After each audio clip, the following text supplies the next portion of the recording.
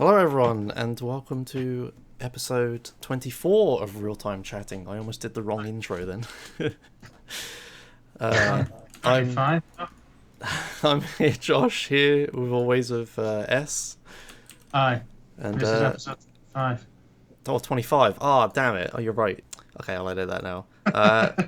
And today's special guest is Kuru of Hey guys. racing and Twitch fame, or KuruHS. Didn't you have like another Twitch account that was Kuru something I else? did have another Twitch account. It was cool. It was called KuruSR, so for speedrunning. That was the initial plan to use this account. Then I kind of wanted to do Hearthstone, and I came up with the HS, and then I used that account more than the other, and that one simply died. But my first speedruns were on the SR channel, from Blur, I think. Yeah. Yeah, probably. Yeah, that makes sense. But yeah, Kuru's here to talk about Need for Speed Most Wanted towards the end of the show, and hopefully all things racy. I did find a few like racing game speedruns, so hopefully you can have your insight on some of them. Sure. But yeah, so we normally start the show with what we've been doing the past week, like speedrun wise. I guess we'll start with Kuru because you probably have actually something to say. So what happened last week in racing speedrunning? Well, I can pull up the speedrun.com for the Need for Speed section, at least for the racing games. What I've seen so far. Well, it's more like what you've right been now, doing. What I've been doing. Okay, Yeah, personally, Okay, personally. What I've been doing recently, I want to go for the any percent glitchless world record again in Most Wanted. So basically, I wanted to go for the trifecta, right? There are three main categories in Most Wanted: the any percent category, the challenge series category, and the glitchless any percent category. And at one point, I had all three at the same time. But one guy that is always racing against me in the categories had a video unlisted. And I basically was celebrating, I got the trifecta, I got every category on world record, and like 10 minutes after I beat the last category that I was missing, he released his unlisted video that was a few minutes faster than me. Wow. That was a little bit of salt, and also it was just a funny situation to be in. I gotta say, it's like he activated his trap card, right? Nice. So that was JV. That is the current world record holder of the any percent glitchless category. And the other category I lost in already is the challenge series category, which is another part of. So next to the career mode is the challenge series in Need for Speed Most Wanted, and that is where I also lost the record recently. But that category is very RNG heavy, and if you get unlucky, you need to get lucky like 3 or 4 times. It's a really RNG dependent category, and it's not that much fun to run. Right. But yeah, before I go for that really RNG heavy category, the next thing I want to do is get the glitchless any percent world record back. Yeah, so that's the current plan right now. Cool. So you have an actual plan. We don't. Yeah, a little bit at least, right? Yeah. So yeah, S, what have you been doing the past week? Do you have anything? What have I been doing? I did one attempt at Grand Theft Auto San Andreas 100%, but that turned into nothing because I'm a dum-dum. So I started practicing Grand Theft Auto 3 and Grand Theft Auto 5 City 100%, so that later I can do something with it. Right. But I'm not going to say what, because then people will hold me accountable. Okay, I mean, it's pretty obvious, isn't it? When you say that, but okay, fair enough. I don't know, I guess that leaves me. What have I been doing? Gay Tony 100% GTA. That's about it, really. I've been so busy with other stuff. I get like 2 hours of attempts in a day, and then just spend it restarting the start of like a 6-hour run like an idiot, and never get anywhere. Yeah, that's what I've been doing. So yeah, that's the intro. That's what we've been doing. Nothing too interesting outside of Kuru, who actually has interesting stuff to talk about. I guess we'll move on to the news for this week. So we have several marathons. The first one I couldn't really figure anything out about because it's all in, as you would guess, Chinese. It's the Chinese Land Marathon, which I don't even know the name of. But they have a very fancy website. Yes, they have a schedule somewhere. Yeah. That apparently is not in the document. No, it's probably in Discord. That was a mistake. Yes, let me fetch that while you talk about it. Okay, I open up the schedule and we can have a look. So yeah, this is a Chinese marathon. It's the first Chinese marathon I've actually heard of. It's like an actual on-site LAN marathon that's happening. There we go, you can see it. So it's trying to decipher some of these runs that are happening. So I guess the marathon's called Console Games Clearly Rush, which obviously translates very poorly from Chinese. Sounds like a Google Translate, yeah. It seems like it would be like console games, like rushed through. I don't know how to put clearly into English. Yeah, okay, this must be Google Translate, because the fourth run is Tiny Toon Advertisement, which I know probably means Tiny Toon Adventures. So that hasn't translated very well. Wow, I wonder what other names there are here. So it looks like it's lots of old-ish console games, nothing modern in here. Some of these names. I saw Ori and the Blind Forest on the last day. Oh, is there? Yeah. Oh yeah, Ori and the Blind Forest Definitive Edition. Okay, any percent. Shovel Knight. Oh, okay, yeah. It looks like the end of the marathon. It's a bit more modern. What is Monster in My Pocket? Is that like Pokemon or something? I don't know. I'm actually surprised to use categories like any percent. Yeah, I actually got that far. Yeah, it's really interesting. Like, there's no like Chinese translation. It's just called any percent. It's pretty interesting. All the players' names are mostly in Chinese as well. But yeah, apparently I think there's like someone said there's 18 people there. The person who submitted to Onin, who's an Ori runner, submitted it to us, showed us it. It's only like 15 people or so, but they're looking to expand in the future. So yeah, that's pretty cool. So if you want to watch some exotic Asian speedrunning, then you can in the daytime. It's Chinese daytime, so it's probably pretty late at us. Yeah, they take a sleeping break between 10 p.m. and noon, so yeah, they're offline right now.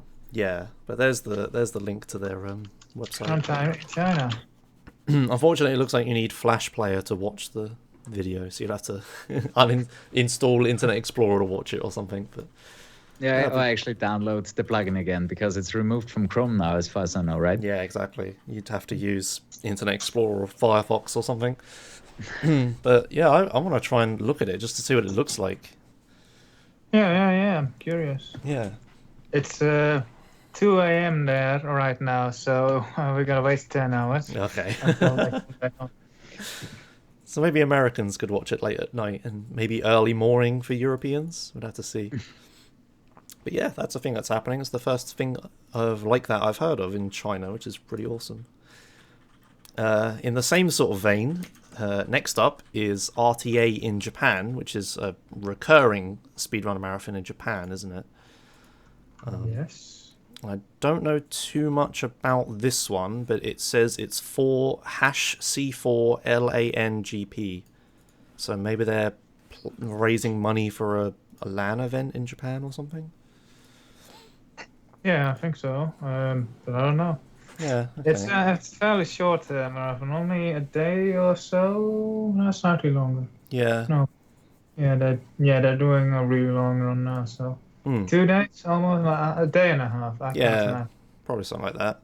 And it's happening right now, actually, on their channel, which I can't link at the moment. But here's this. Oh, it's RTA in Japan. That's literally the Twitch link. I could probably copy it and paste it. There we go. There you go. And that's happening right now. They're currently doing Final Fantasy XII by Hoi Shin, I guess is the English name there. So? Yeah, so that's pretty interesting. Not too many games happening. It's lots of long games. They opened with Legend of Zelda Skyward Sword. Huh. That's interesting, on the Wii. And then Dragon Quest and Dragon Warrior at the end. So yeah, if you want to watch Asian speedrunning marathons, there's 2 of them happening for some reason right now. So there you go. If you're interested in anything like that, you can try and translate. Maybe if you speak Japanese or Chinese, might be a bit easier to watch. But yeah. And then the last bit of news is another marathon, but you probably know a little bit more about this one. This is the ESA schedule has been released. So if I get this viewable, there we go. So not last night. Was it last night? Or the night before? I think it was 2 nights ago now. Yeah. It was late one night. They were like finishing the schedule and they were trying to publish it. But apparently the normal scheduling website is a pain in the arse to use, so they just quickly shoved it on Google Docs for now. But yeah, we have a rough first cut schedule for the marathon. Have either of you guys looked at the schedule? Have you got any picks or anything? I have not taken a thorough look at it now. Okay. Having a quick look right now. See if I find any racing games. Yeah. The one good thing about Google Docs is that you can order it by A to Z. Yeah, on the game. Trackmania Stadium isn't there? That's cool. Trackmania, yeah. That is a good game. Trackmania 2 Stadium, yeah. All flags. Okay, I've never heard of this category. Let's have a look. A few runners. Looks like... Oh, okay, so it's the any percent category, I guess, because it's the longest. That's cool. Yeah, that'll be nice to have a marathon.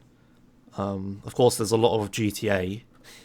There's actually LA Noir as well by Spat. Ooh. Crash Team Racing, that's something you know more about, Josh, right?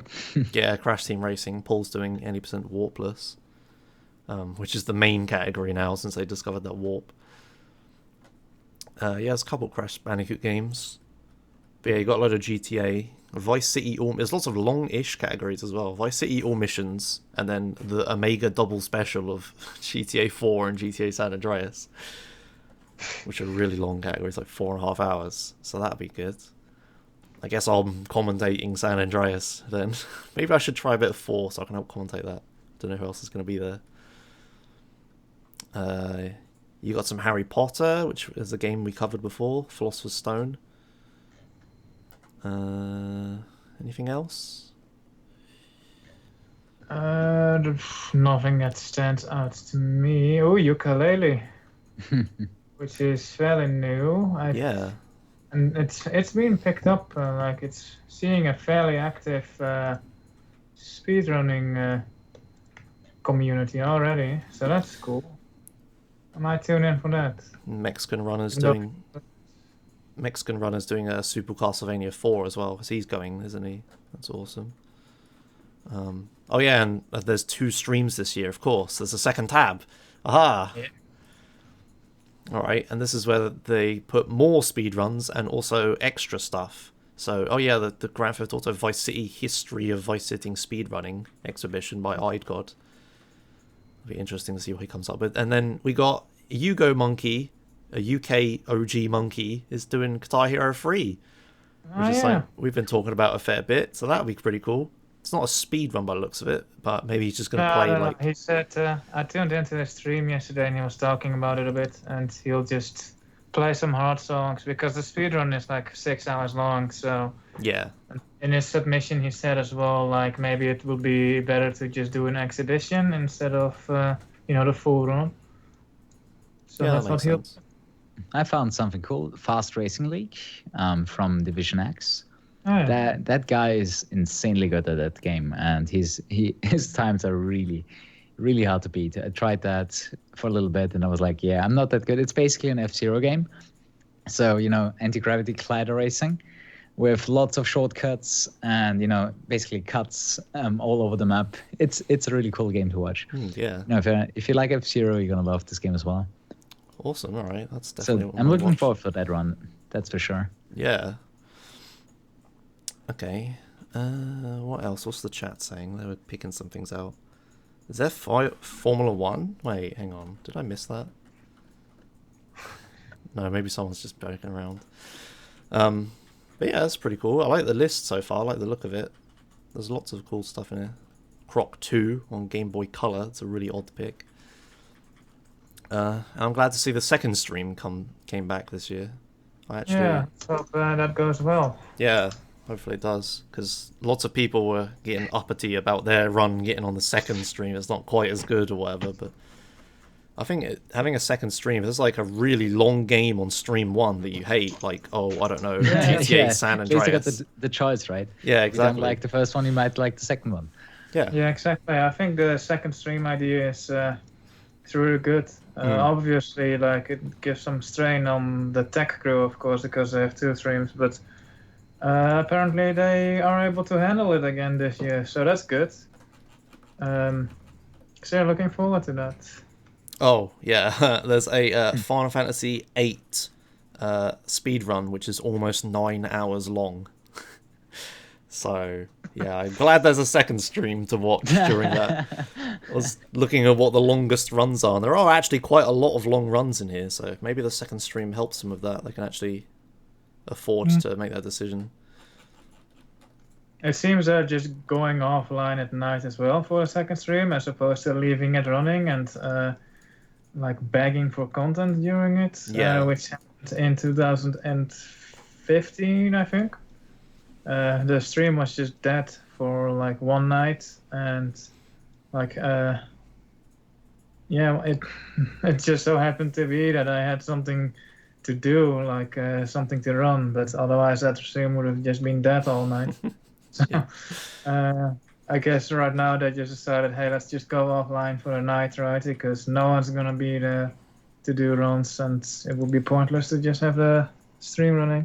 Yeah, that makes sense. As well as tech, like you wouldn't want to tech or like have the tech shift at night through streams. Yeah, I imagine it's hard enough to do one all-night tech crew, and don't want to stretch them to 2 streams. Yeah. All right, then. So Awesome. I'm looking forward to this decision or to this marathon. Yeah, I'm looking forward to that. I'm going to be there, so I probably won't be watching most of the stream, but hopefully the stream will actually be good. All right, then. So that's all the news for this week. Mostly, like I said, mostly 100% just marathon news, but that's how it goes mostly.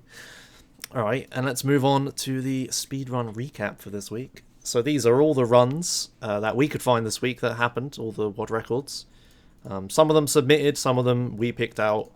If there's a run here that if there isn't a world record here listed that you know about, maybe you should have submitted it and we would have talked about it. There we go, I got there in the end.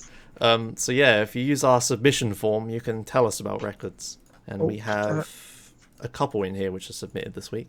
So we actually know stuff about it, otherwise we're speculating. Alright. Yes.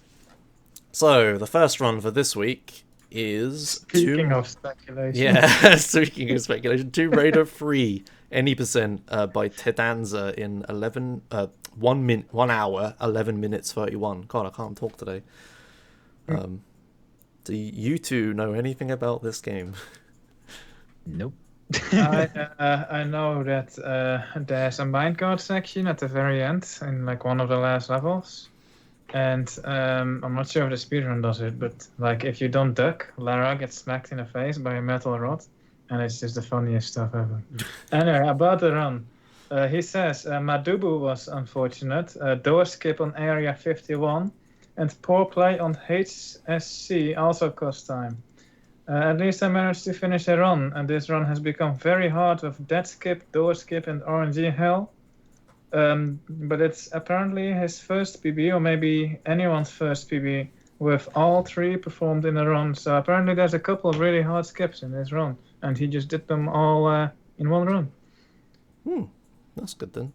So, very now good it's run. time for the optimization phase, where you have to do all the big skips and difficult skips, and not lose time on silly things. Oh, I think I know a little bit about this game. So this is the corner clip thing. So there's like they're clipping into the corner, and they like zip upwards through it.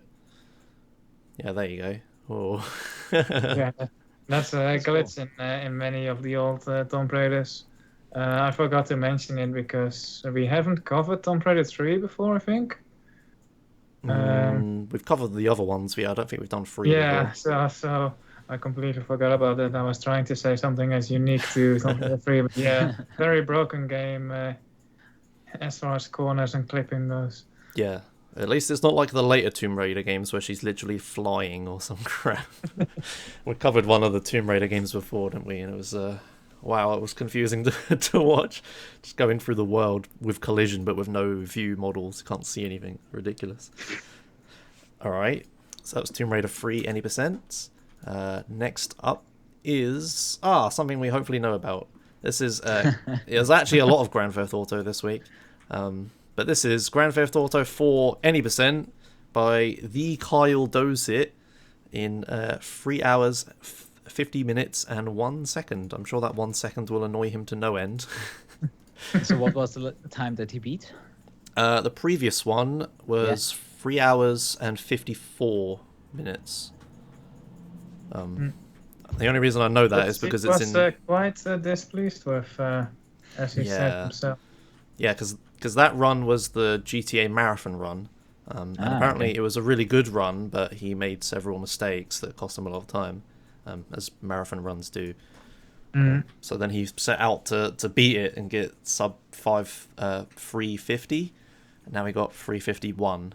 But I think he's happy with this. This is perfectly amazing, considering the estimate for this run in the marathon was like 4 hours 15 minutes, right? Something like that, yeah. We had to up it by 5 minutes. Yeah. But yeah, this is record beats Omega by over 20 minutes. Yes. And Omega is the only person close. So yeah, Kyle is obviously someone, wasn't Kyle the first episode of this podcast? Yes. Yeah, so if you want to know all about GTA 4 speedrunning, go way back and watch that. But yeah, Kyle is the master of GTA 4 speedruns. It's like all he does. So yeah, that's a pretty impressive run. It's a fun run to watch as well. Just the physics in this game are just funny. Like, the driving physics, some people don't like it, but watching it is great. And running people over is really, really funny to watch. Okay, now for something completely different. This is Starcraft 1, Terran campaign speedrun. Have any of you two played Starcraft? No. I've played Starcraft 2 and I've seen a lot of tournaments in Starcraft 1, but I've never played the campaign of Starcraft 1. But if you're familiar with the units, they are basically the same units. Yeah. But yeah, and the same thing for the career. It's like, gotta fend off the Zerg, gotta survive, do it fast. Yeah, the usual. It looks very much like someone would do a pro play, If you see like esports of StarCraft, it looks exactly the same. Extremely fast clicking all over the gameplay, Get your resources, get your units, and do everything as quickly as you can. Yeah, so a few pros or ex-pro StarCraft 2 players have done like occasional StarCraft 2 speedruns, and it's pretty impressive to watch. But StarCraft 1 is like infinitely harder to play. So anything that's done in this game is even more impressive to me, and yeah, speedrunning this game is pretty ridiculous. But yeah, like you said, if you can speedrun this game, it's literally just like playing the multiplayer, but except without meta, I guess. Yeah, you just know exactly what you need to do, but in the same, you still need to play fast, very fast. Yeah. You need to have all of your macros and micro right. It's just... Yeah, exactly. A lot of skill involved. Yeah, all the skills from multiplayer definitely translate into this. Oh yeah, totally. There are some levels I know in this that are just like auto-scrollers, where he just goes AFK. Like this level here, there's like a timer at the top. So you just set up defenses that the AI can't beat, and then just go AFK for a bit, and then come back. That's just how RTS speedrunning goes sometimes. Sometimes it's just levels like that. It's just how they're designed. But the rest of the run... Sometimes, but yeah. Yeah, but the rest of the run is super impressive. So if anyone's ever watched StarCraft esports or anything like that before, I'll definitely give this run a watch. I'd be interested to know what the strats and stuff are, and I would love to give this a shot myself one time. Mostly because the Protoss leaderboard is empty, and that makes me really sad as a Protoss main.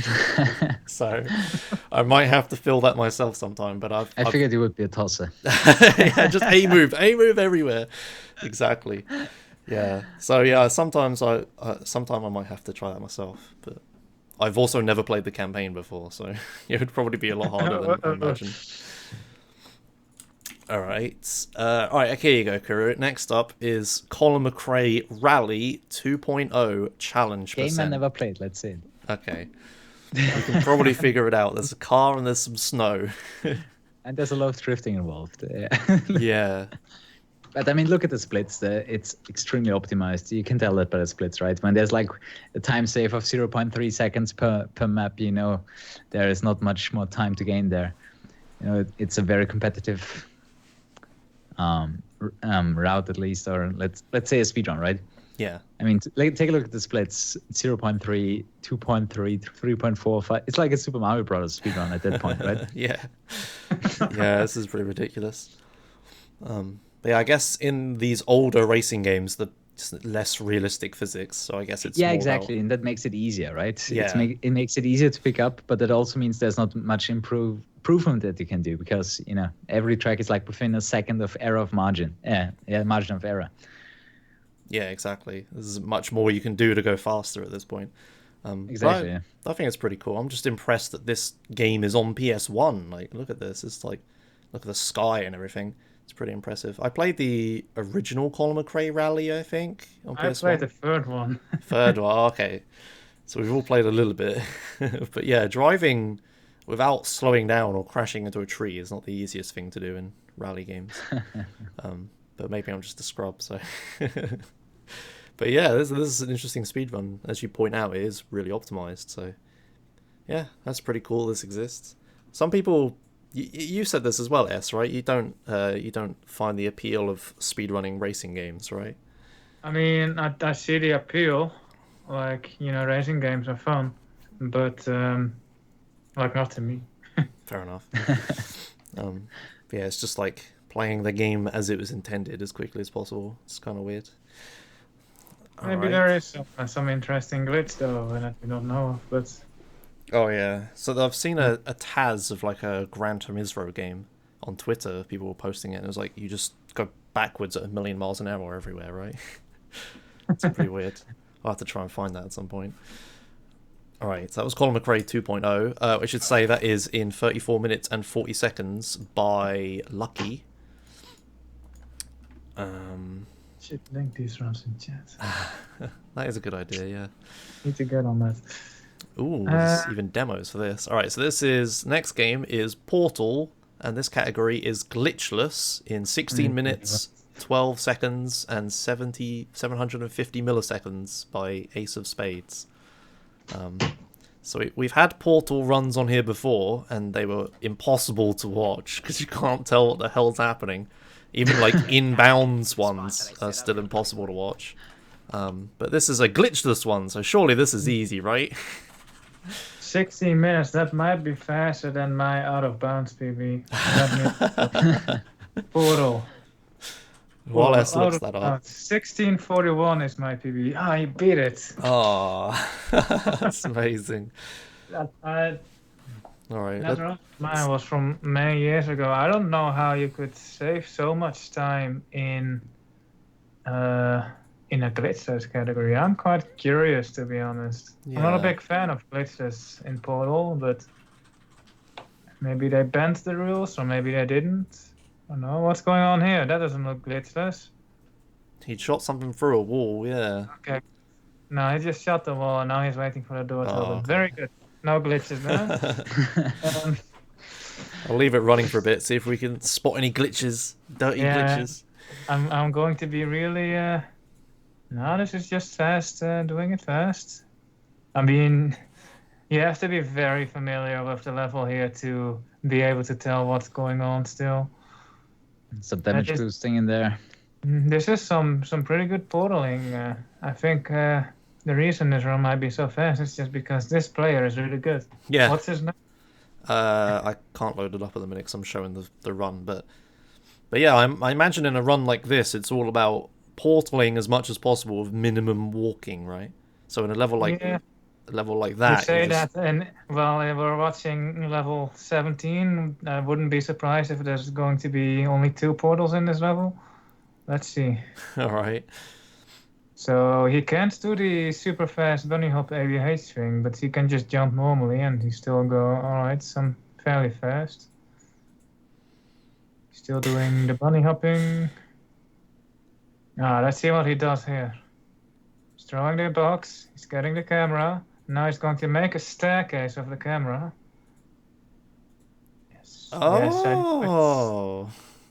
I knew it. It's not the intended way to do it, right? Yeah. No. Actually, I think in the challenge mode where you have to do it with like the least amount of portals, the gold medal is actually 2 portals, and it's because you need to stack cameras to get on there, I think.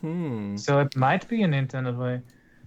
Like it would be one of those intended ways that wasn't intended, but they left it in because it was cool, you know? Like Yeah. rocket jumping quick.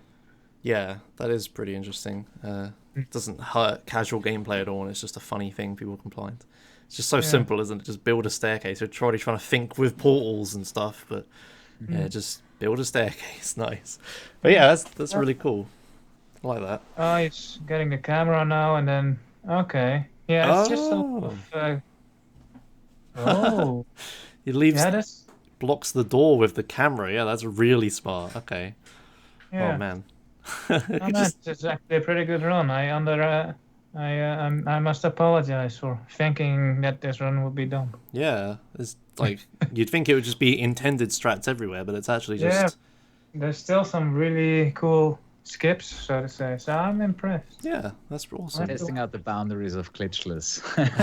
Yeah. What is still glitchless, right? What can we do that is still considered a glitchless run that is not that does not fall into that category? Oh crap! Go on the category and load up the rules and scroll down.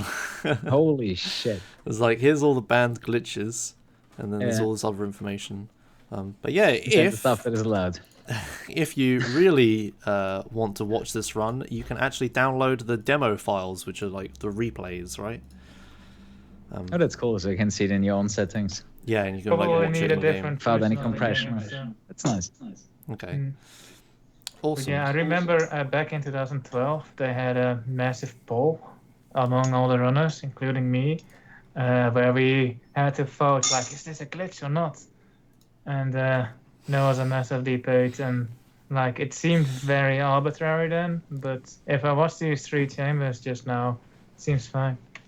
I'll have to look at some of the sketchy chambers. The controversial ones. I'll have to look at those. I'm sure there's stuff that comes really close to it. Yeah. All right. So this next run is another racing game. Here you go, Kuru. This is Riche Racer, the original one. Yes, the best one. This is the only one I ever played, so I'm probably biased. That is why it's the best one, right? Yeah. I'm actually going to play the sounds for a little bit. You guys on stream with me won't be able to hear it, but I'll. The sound of this game is so good. Oh, that was a bit too loud. Just the guy that talks is just so. I'm having like nostalgia trips by listening to this because I used to play this a lot as a kid. Is flying dangerously close to the audience. When you saw those people, that's the PlayStation 1. This is PlayStation 1, yeah. Yeah, because it looks so much worse than Colin McRae rally. Yeah. This is a release PlayStation 1 title, I believe, so it would explain why it looks worse. But the gameplay is faster, you know. Yeah, exactly. You know, the sense of speed in this game is a lot quicker. At the time, I wouldn't say this looks bad at all. I mean, look at that building with a happy face on it. It's so cool. But yeah, just racing around this town. I could never really beat the AI. It was really hard. But I was a kid, so maybe this is easier. But anyway, this is I can't load it up anymore. But this is a category done in some time. It is normal cup in 1232 by Wilson. There we go. So I guess they just do the normal cup challenge and get to the credits, I think. But yeah, I'd be interested to know what cars they use, because the start of this game, it's really weird. This predates like saving. Like the PS1 had memory cards, but this game didn't have saving, and it didn't have passcodes either. What it had was a mini game at the start, because it's made by Atari. You play like a miniature Space Invaders game, or was it Phoenix? I don't remember what it was called. But you play like a Space Invaders-like game, and if you kill all the enemies before the game loads, you unlock all the cars. And that was the save or passcode system or whatever. I mean, I remember a lot of games where it was like you had like a code that you get, you beat something because there was no saving, right? You get the code for the level so you can play it again later on, and you don't have to do everything from the start again. Yeah, I don't think this game has anything like that. It just has that mini game. But yeah, I'll be interested to know if they allow usage of that, or you have to use the normal cars. I'm not sure, because I don't think you can unlock the cars any other way. I don't know. Yeah, this is my favourite corner bit here. This S shape they have to go through here when he swerves left and then right. What? Like going through that. That's so ridiculous at high speed. Does this game only have this camera setting? I don't remember being able to look at the car outside of replays, so maybe, I'm not certain. It's been such a long time. I mean, it does take more rendering power when you display your car, obviously. Yeah, exactly. But yeah, so that's a really cool run. I'll have to try this myself sometime, because I imagine it's not that hard to get these physics right. You just drift around every corner, but yeah, I could be wrong. I'm not saying it's a bad run or anything. The moment you start drifting, your car gets like some extra handling, let's say, like this. Yeah, exactly. It'd be interesting. I'd love to play this game again. I think I might have a copy behind me. I might find that later. Give this a go. There's actually a racing game for PlayStation 1 that I've played. Right. But I kind of have to do a speedrun of because no one's done it. Okay, don't say what it is because someone will do it. Yeah, if someone else does it, I won't have to. Oh, okay. But I have the PC version. It's also for N64, but I'll have to do that. Oh man, it's really difficult though, because it's not just racing; it also has like guns on your cars, so you can shoot the others. Right. Okay. All right, moving on. Yeah, moving on. The next game is GTA Advance, any percent in 1 hour, 55 minutes, and 42 seconds by Ethan. Yes, this is probably my favorite GTA that hasn't been released for PC. So I'm really excited to see this run being beaten. Right, can you explain why this is your favorite GTA non-PC? Because I've played none of the non-PC GTAs, and this one looked the most unappealing, so I feel the least bad about not getting to play this one. That is why it's my favorite. Okay, great. So yeah, this is GTA Advance, which was, to put it lightly, very poorly made. But I imagine the constraints of the Game Boy Advance that it was released on were pretty tight. But yeah, this is the old-style top-down GTA. I think this is like a remake of GTA 2 or 1? It's in the GTA 3 city. Oh, okay. There you go then. And yeah, it runs at like 9 FPS. But it's not a remake. It's just, a separate story inside. It runs at like 5 frames per second. Yeah. But yeah, Ethan is a runner of this game. I'm not sure if any other people run it. But he practiced this a lot for GTA Marathon because it was in that, and I guess using his practice, he kept on going and improved the world record in it. Yeah, and I'm traumatized by looking at this game now, because this was the game I had to restream from 4 to 6 a.m. one night. And trying to stay awake, Ethan's voice was the only thing keeping me awake. The game is... I don't like it. So I'll never want to see this game ever again. But good job, Ethan. I'm glad you beat it. Yeah, he left some comments, by the way, when he submitted it. Oh, yeah, of course. Go ahead and read them. Yeah, he says, this game doesn't have any major skips. Other than clean execution, most of the run comes down to getting lucky with traffic, cops, and spawns in general. Sounds like your typical GTA, to be honest. Mm-hmm. It does. So yeah, lots of RNG and driving skill. Cool. All right. And that was GTA Advance. Let's see. Does Ethan have any competition? One other person. Yeah, Grafogor did runs like many years ago, but he's gone. So if you played this game as a kid, weren't traumatized by it, go ahead and learn the speedrun. I'm sure Ethan could do with the help and competition. All right. Don't walk away, S, because I need you to read stuff. This next run is more of a glitch exhibition, in my opinion. You're lucky we're including this at DSIG. S didn't want it. I persuaded him. This is Liberty City Stories in-game 100%, the greatest of all meme categories. So Alex will explain in-game 100%. So there's like 100% where you do everything to get the percentage counter to say 100. And then there's in-game 100% where you do one thing a million times a second to make the counter say 100%. And it's pretty dumb. Where's the... All right. 2749. Yeah, go ahead and read it. Alright, to go to 2749 into the run. Yep. I'm not sure if there's video time or split time. Anyway, I'll read this. No leaderboards at the time of writing, so I linked the run in its place. Yeah, no leaderboards because this is an extreme gimmick category. I know this is kind of a meme category, but don't judge it yet. This is the first Karma Pass on a console. This was found around 2 years ago on emulator, but it crashed on real hardware. Now, using a new mission setup, it's possible to do it on console. Go to 2749 into the room. This is the tube setup. You have to pick up the rampage at the same time as triggering the sub-mission. I am guessing that would be the Firefighter. This is a non-trivia trick, so it's really easy to do, apparently. Or maybe the other way around, I don't know. With that in place, get the rampage close to completion and start the mission. So you have to kill 6 people out of those 7, I guess. Get the rampage close to completion and start the mission. Finish the rampage and start the next mission.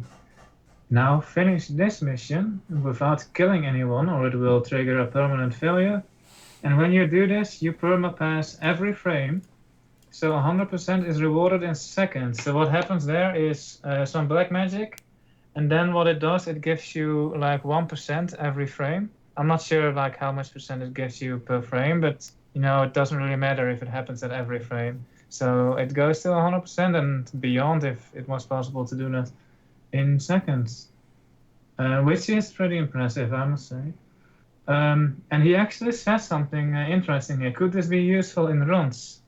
Possibly, because you get rewarded infinite ammo when you get 100%, and this could be useful if you're doing an actual 100% run that's like with different rule sets, so it's not in-game and not manipulating the percentage counter.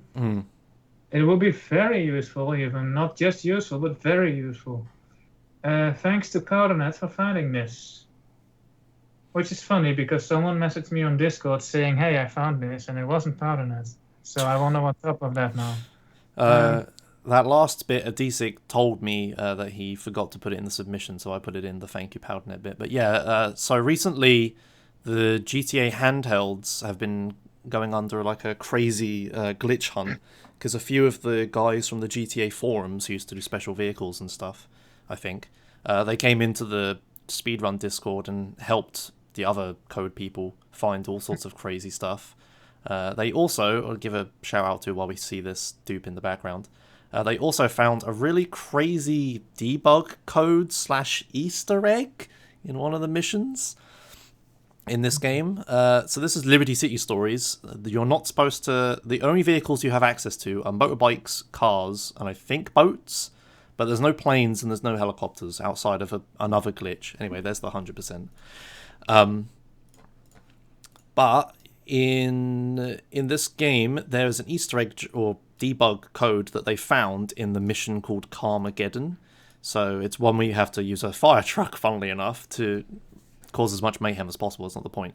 You go to a specific spot on the map, you climb this little pyramid statue, you press 4 buttons at the same time, and then you hear a beep, and then you get down from the pyramid, you finish the mission with the fire truck, and then it tells you to destroy the fire truck. But instead of doing that, you go to the casino in one of the islands, I don't know the names, and then on top of the casino, there's a hunter.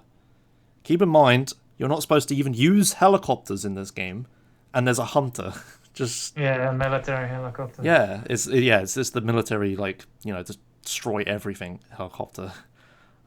And I've never seen anything like that in a GTA game before. It's such an elaborate thing. Like, to me, that seems so... If you were debugging something, like you wanted the hunter to blow up the firefighter or something, wouldn't you just make it one button? Just press one button and the hunter spawns in front of you? Why so elaborate? So I don't know. maybe it's an Easter egg, but obviously I don't know anything about it. I just know the result, not how they found it. Maybe it literally says debug on top of it. I'm not sure in the code. Oh, okay, the hunter spawns when you hear the beep. Okay, well, I got it mostly right, Powdernet, come on. But yeah, that's really crazy, and that's the power of teamwork, I guess, when new people come into the community and help you find things. Alright, just thought I'd throw that in there as a cool little... As we're talking, it's not really speedrun related, but it's still like, kind of, because we're reading code for the point of speedruns.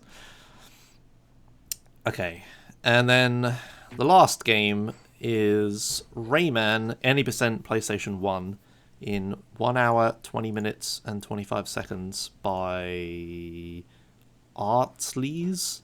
I can't pronounce that name. Did either of you two play this game? I played Rayman 3. Okay, that counts. Okay, no. Every other Rayman game is very different from this one. Oh.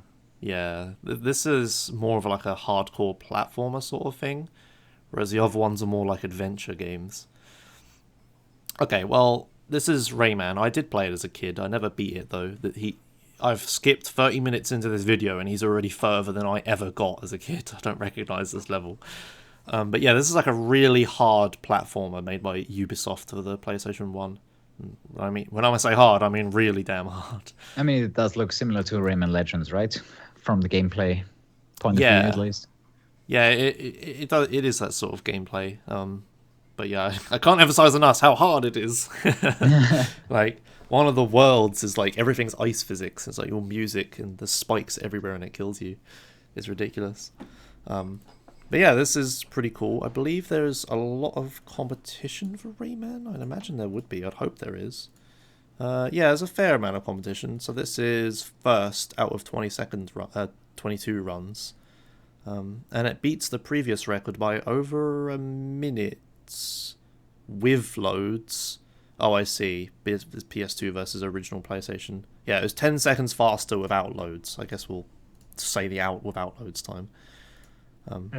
Yeah, it's pretty impressive. We need to...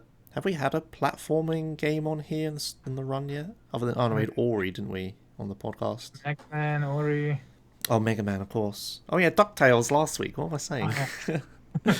There you go.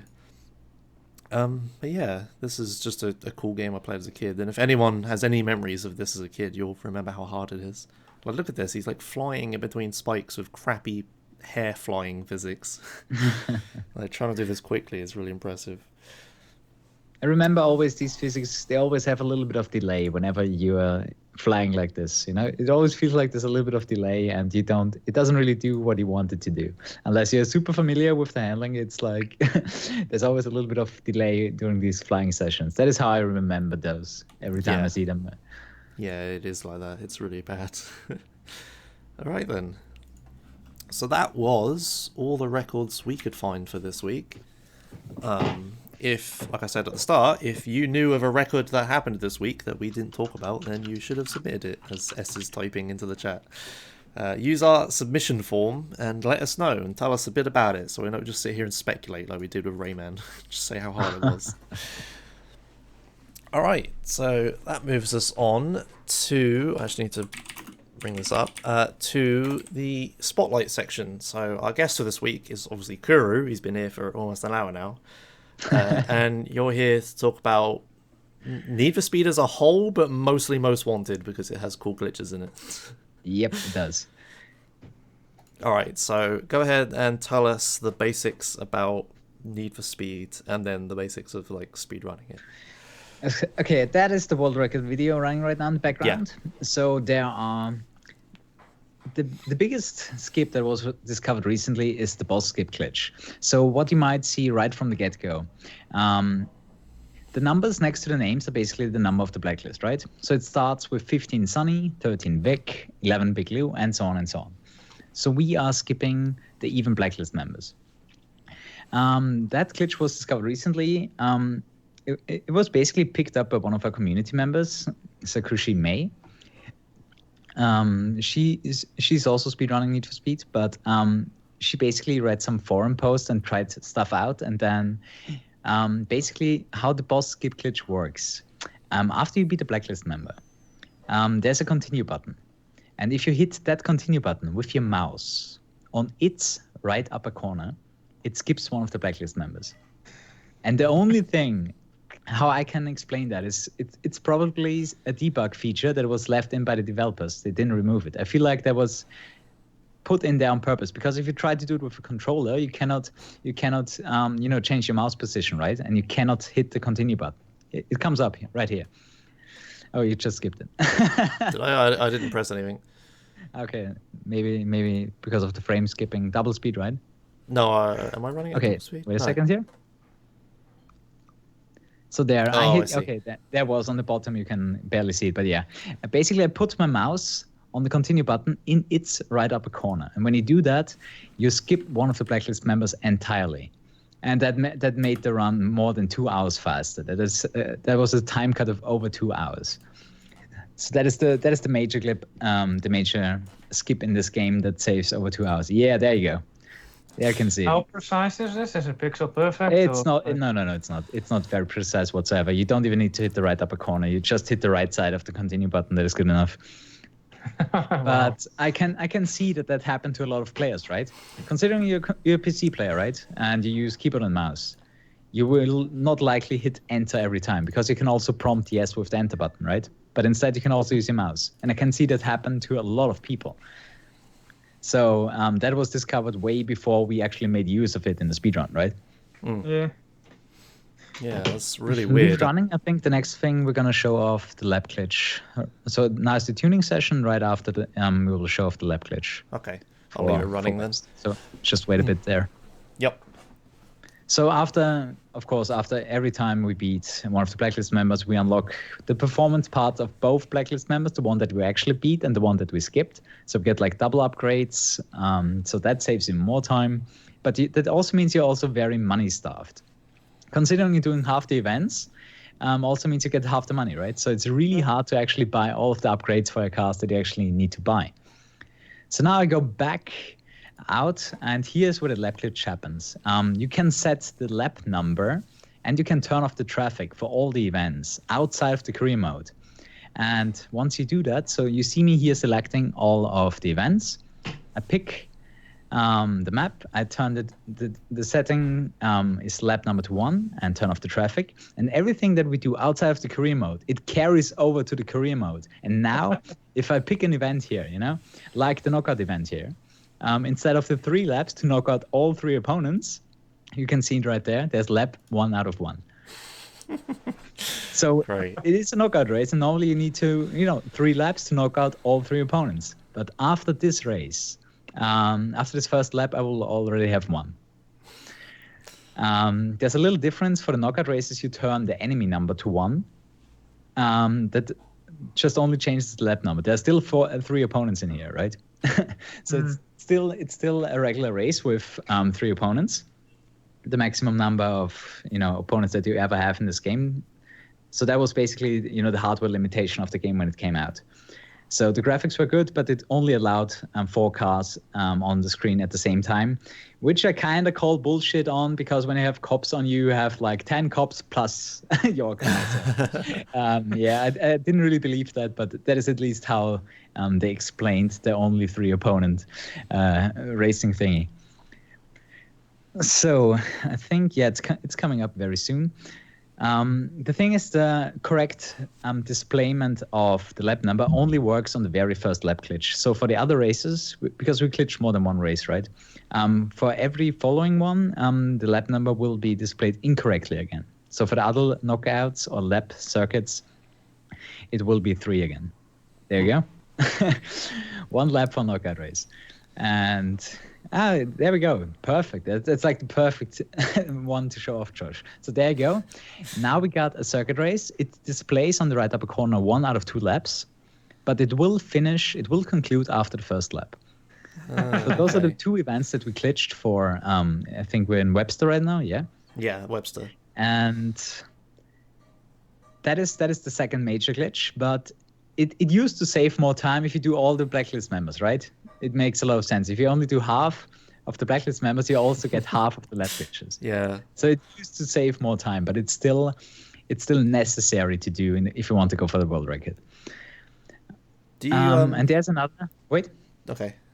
Okay. Another very important thing about this is it only works on 1.2. So you need the 1.2 version for the PC for that to work. The lap glitch only works on this version. There's also there's also a DLC edition for this game, yeah, that is called the Black Edition. But there is a 1.2 Black Edition. I tried this out. It doesn't work. It only works on 1.2 vanilla version of this game. That is the only version that allows the lap glitch. Really weird. So what's the most recent version? Sorry, what? What is the most recent version? The most recent version is 1.3. Okay, so it's like the one before. So there's exactly one patch that breaks the lap glitch. But it seems they already found that bug before they released 1.3, because it is also patched in 1.2 Black Edition. So right now we're coming up to the finish line, and there we go. We only need to do one of the laps. Oh man, that's really weird. So what's the reason you did the lap glitch in the middle of the run? Do you have to do it every split? Basically, as I told earlier, you need to change the lap number whenever outside of the career mode, right? But if you haven't played the career mode yet, the races are not unlocked. So you unlock the races outside of the career mode when you unlock them inside the career. So that is why I need to go out of the career mode after each blacklist member. Right. So first unlock the events outside of career mode, inside of career mode, then I go outside, glitch them, and go back into the career. And that is basically jumping in between those two modes for the entirety of the run. All right, cool. All right. Are there any other things? I managed to pick the perfect spot, but is there anything else? Like, I know there's stuff at the end. That was really convenient. It showed off everything. The last big glitch happens right at the end during the final escape. You can go out of bounds and save 3 minutes on the final cup chase. All right. I think I've scrubbed to that. Yeah, there you go. Perfect, right there. Good job. So right there, I hit the pursuit trigger so I can get rid of the cops. Cross calls you, offers you to offer yourself up. So what's it gonna be? You might still know that. I got an own pasta for that in my channel, but yeah. Normally in this chase, you need to drive around for 5 minutes because you cannot escape to your regular hideouts. So you need to drive around for 5 minutes. Then Mia calls you and opens up the bridge where you can escape normally. But there's a much faster way. Here at the dockyards, you can glitch out of bounds. So you put your car into a very specific position and look back. And when you do so, you glitch through that wall. So now we're through that wall, we're out of bounds. Gotta be careful here. All the side panels of the track, they extend under the map. So you gotta be careful where you go. You're just gonna crash into an invisible wall. So now we're going even further out of bounds, and basically we need to get our car into a position where we can reach the final escape point, right? So lots of out of bounds stuff happening here. It's basically just getting our car into a very specific position at a very specific speed. That is why I do this big circle here. So I can keep my speed and crash into that stone reef here. So you crash into that stone now. As you can see, the car is angled now. And that is necessary, so we can drive where we want to go. So now you just go a little bit. Even you need to go a little bit lower here so you don't crash into an invisible wall that goes like 50 meters into the ground. Here I orientate myself onto the river. That is basically my guiding line, so I know where I'm going, because everything just is not displayed anymore because of the drawing distance. And normally you need to wait exactly 5 minutes. Then Mia calls you, opens up the bridge, and like that you just go directly where you need to go. Two more things can go wrong here. Well, first of all, you need to go back into bounds, right? When you go back into bounds, there's a chance your car lands on its roof. And when your car lands on its roof, on that specific point, you cannot reset. The car will not get reset automatically, and if you reset manually, you will get busted by the cops. So here you go back into bounds, and here's the last thing you can fuck up. You need to be at least at 200 kilometers per hour before you hit the ramp. So in the end, it needs to be at least 180 kilometers per hour. Otherwise, you drop dead on that jump here.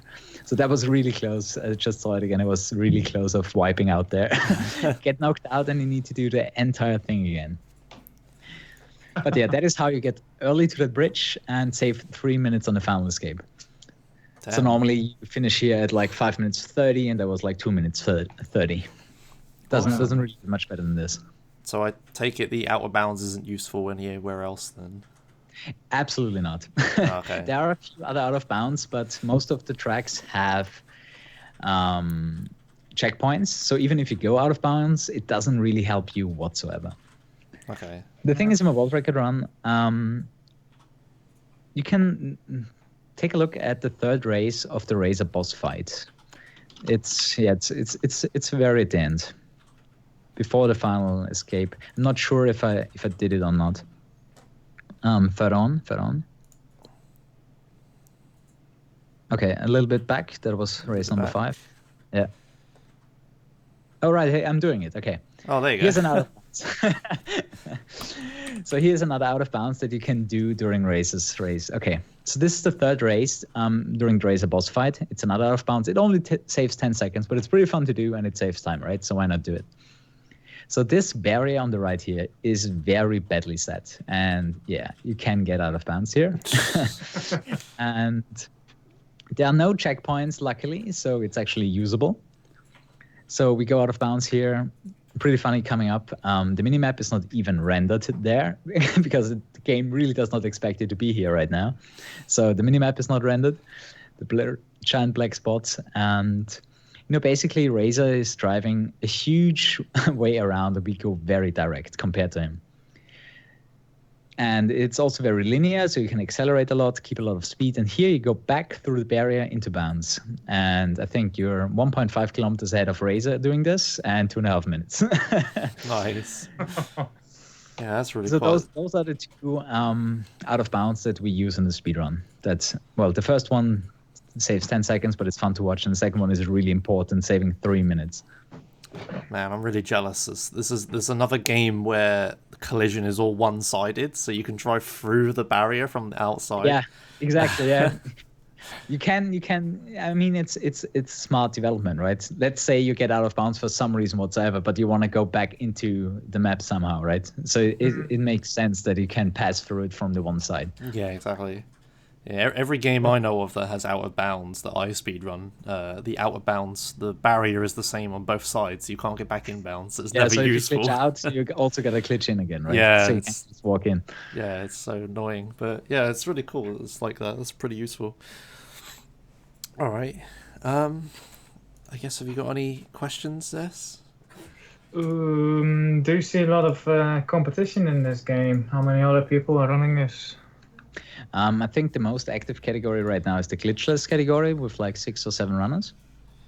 And yeah, the glitched any percent category, it is very complicated. This game is not easy whatsoever, especially the version difference about this game. Not only is 1.2 the only version that is that allows the lap glitch, it's also the hardest one because the rubber banding is a lot stronger. They are not nerfed whatsoever. So the speed trap events, because there's rubber banding in this game, so a catch-up mechanic for your opponents to catch up to you when you're too far ahead, like the event that I'm doing right now. If you are so far ahead, they get faster to catch up to you, but they will catch up to you, meaning they will be faster than you through the speed traps. So they will get higher scores on the speed traps. And if you do any mistake, you will lose these events, and that's like an instant 2 to 3 minute loss. So you need to basically, and even if you do perfect driving, there are some events in this game, depending on the opponent that you're driving against, he might beat you anyways. So I can have a perfect run in a speed trap like this, and I'm still gonna lose. Wow. Damn. Is it not beneficial to just slow down and let them catch up to you, or? Sure, but that of course that would also waste time, right? Because if I'm going like this in first full speed around the track, that saves probably 30 to 60 seconds depending on the race, right? So it would sacrifice like half a minute just to go safe, but then there are like 20 to 25 events like this That would be like a 10-minute loss. Yeah. You know, if I do that on every single race. So I can't do that. Damn, that's ridiculous. How Yeah, often it does is a that very, happen very complicated run. How often does it happen that you just lose a speedrun player to that? To be honest, there's one event that I miss like 50% of the time. There's like one event where it all depends on what kind of opponents you spawn.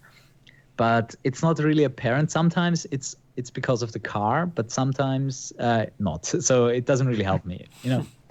Something that I've seen that the Porsches are like the ones that rubber band the most. They are really dangerous. They really like to just completely destroy you, you know. Let's say I got 330 right now, and once they pass, they have like 430. They got 100 kilometers more than me for some reason on the same speed trap. Yeah, it's absolutely insane, and that means you need to be 10 seconds in front of them, because for every second that you finish in front of them, they will lose 10 kilometers per hour. But sometimes it's just too much, you know. Yeah. If they have like 150, 200 kilometers more than you, it means you would have needed to finish 20 seconds before them. That's impossible. That is not allowed by the rubber band. And sometimes you just get unlucky. Sometimes you just can't do anything, and you just need to reset. It happens, you know. Yeah. So I have a question. This is the glitched category. How much time does it save over the glitchless category? So the glitched category is 3 hours. What is my time? Help me out here. 3:55. 3:55, right? And the no glitch category is 6 hours 57. Yes. Yeah, that's right. Yeah. So that's difference of over 3 hours. Damn. I guess that makes sense since you skip half the events. Exactly. Yeah. That's pretty funny. The old record for just lap glitch, right? Because Boskip wasn't discovered yet, was I think 6 hours something, like 6 hours 5 minutes or so, by 7. That was the guy I took the world record from in the new 8% category, and that was a really fucking good run. So you can see like the lap glitch by itself, if you do all of the blacklist members, only saves like 50 minutes. But the boss skip glitch, where you skip half of the game basically, that saved the most. Yeah. And it also made the category really interesting, in my opinion, to watch too, because it completely breaks the game. In what ways? In what ways? The thing is, all of the cop chases, you skip one boss. That means you unlock upgrades from 2 bosses at one time, and you also need to do the cop chases, right, for each blacklist member. That means you also do the milestones, all the cop stuff for 2 bosses at a time. Oh, okay. So that increased in consistency though, because sometimes you need like roadblocks to spawn or some specific events to happen. But if you need to do more anyways, it's more likely to happen, you know? If that makes sense. Yeah. If you have to do more things, it's more likely that everything is going to happen. Yeah. Because you're just spending more time on it. That makes sense. Yeah. Huh. Yeah. But most of all, you're really money stuffed. That is something you notice in the beginning of the game, where I'm like, I need to get the cash now, I need to get the car now and sell it, otherwise I don't have enough money to upgrade my car fully. And you know that wastes minutes if you don't get all the upgrades. You know, you do so much racing in this game. If you don't have all the upgrades, that is an instant reset. You can't do it. You just can't do it. You have no chance against this run here if you don't get the same amount of upgrades. Do you use the same car the whole way through then? Yes. Okay. That's the next thing. Earlier we used to change our car at some point in the game, because the game resets the heat on your car. So the cop chases are a big point about this game, right? And you can see on the left there's this fire symbol with a 4, right? Oh, yeah. Exactly there. That is the heat symbol, and it basically indicates where you are in the cop chase right now. Right? So at condition 1, 2, 3, 4, 5, and 5. And depending on that, you get different kind of cops. And the high-level cops, they give you a lot more bounty. And that is important to unlock the next boss fight, basically, right? So you need to keep your heat as high as possible for all times. And in the mid of the run during Kaze, where we are right now, after the 4th event, Mia calls you, the girl in the beginning, and resets the heat on your car. And that was the point where we changed our car recently, you know. We changed our car and we thought, we're resetting our heat, right? So there's no point in sticking to the Golf. That is the point where we switch the car, where we switch to a faster car, the Lotus Elise. That was the old route. But I discovered that not you lose so much time rebuilding the heat on the Elise, right? Because it also is a new car and it starts at 1 heat. So how do we do it to keep the heat on our Golf? And the way you do it during Kaze, at the 4th event, your heat would be reset, right? And the one way to circumvent it is to just use another car. So that is the next thing that you need to get in this run. You need to win another car. After you collected enough money, you still need to get another car. So you can use that car, reset the heat on that car, do the 4th event, reset the heat on that second car, and then switch back to the Golf, which still has the heat on. Yeah. And then you can keep using Golf for the rest of the run. And that saves so much time. Yeah, it saves so much time that even a better car has no chance against the red Golf. So that's the reason why we stick to the Golf. But yeah, I need to explain it every time. During every run, no one gets it. Yeah. It's like, why are you still using the starter car? It makes sense. Exactly, why I'm still using the starter car. But the thing is, the Golf scales really well, and it's a very heavy car for its size. So it's really good for, breaking through barriers, through cops. It's just a really good car. Yeah, it's really interesting. It's how this game can get really complicated in the route. Like, it reminds me of Blur in the respect, like racing games of really complicated routes and things you have to do. It's not as simple as just driving around a track as fast as possible. Yeah, that's very cool. The thing is, it makes it very versatile and volatile at the same time, because so much stuff can happen. I have like a huge piece of A4 cheat sheet whenever something doesn't go according to plan, especially when it comes to bounty planning, because there are those milestones where you need to do certain things like get roadblocks, destroy that many cops, have a chase for X minutes, right? And if you have like a little bit more bounty or a little bit less bounty than you would have like planned, right? Everything changes, and I have so many notes here just to I need to, every time I start a cop chase, I need to look at my bounty that I currently have, and that influences how the rest of the run will go. Oh wow. So without the cheat sheets, the run would be completely dead. I could not remember all of this information. It's just too much. Can you show the cheat sheets on camera? Well, I'm not sure if you can read that, but yeah. That is I don't need to read it. I just want to see the density of. Wow. It is very dense, and that is the second page of the thing. It's very dense. It basically tells me the events that I need to do and how much bounty I get for which action, and the numbers change with every blacklist member. So if you advance in the career, you get more bounty for the stuff that you do. It is very complicated, and it needs a lot of micromanaging while you're running. That's impressive. That impresses me. Yeah, it's a really cool run. I gotta say the run got a lot more interesting the more we played it. Yeah. Because in the beginning, my very first run of Glitchless was 9.5 hours. I just opened the game, played it until I was done, and it took 9.5 hours, no glitches whatsoever.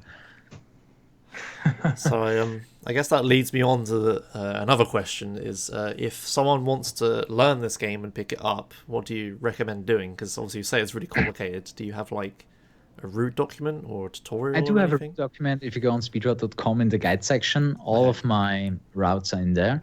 For any percent, for glitchless. I even have a 100% sheet where everything is listed. It is very bad formatted though. So before you try to read that, play the game 100% by yourself. So just play the game completely. Like, do every event. Just take a look at the game, see what you need to do. So you have like a basic understanding of the game first.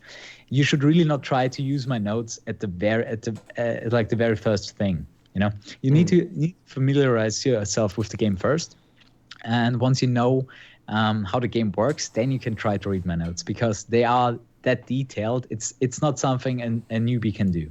That is not something. If you just start up the game the first time and you try to use my cheat sheet here, you're gonna lose. It's not.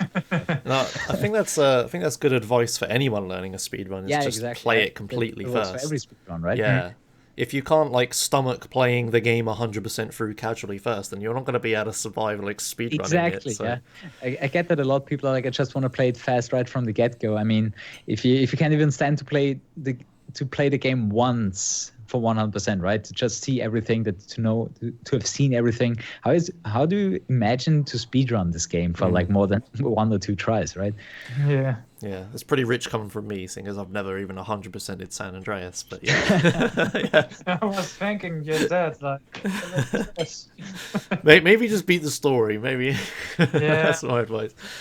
It depends on the kind of game, I guess. Like if it's a game where the route is very not linear and you can achieve things in many different ways. I imagine that's the way with Need for Speed Most Wanted here, because it's Absolutely. like if things differ, you have to do everything different. So Yeah, one thing I didn't touch on yet.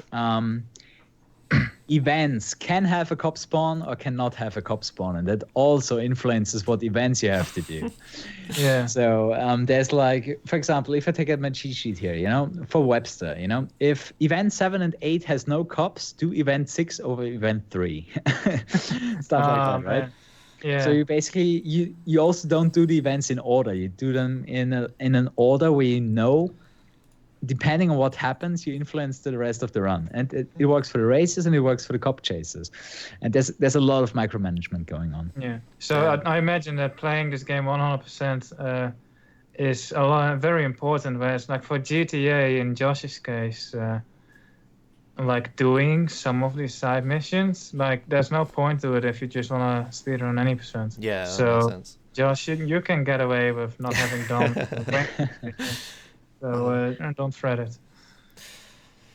All right, awesome. But yeah, in this game, the more you know, the more you will have an easier time in any percent. Let's say it like this. Yeah. Because your route will not be the same every time. If I try to replicate this run here, it will look completely different. Mostly because of the bounty that you get from the cop chases, because that is never consistent. You will never have the same amount of cops. You will never kill. Well, one exception. The first 2 splits, Sunny and Vic, those 2 cop chases are so short that you can perfectly plan them out. But afterwards, it gets way too random. There's no way you can perfectly calculate it's going to happen like this and then I'm going to do this. No, you're going to act accordingly to what happens in the game.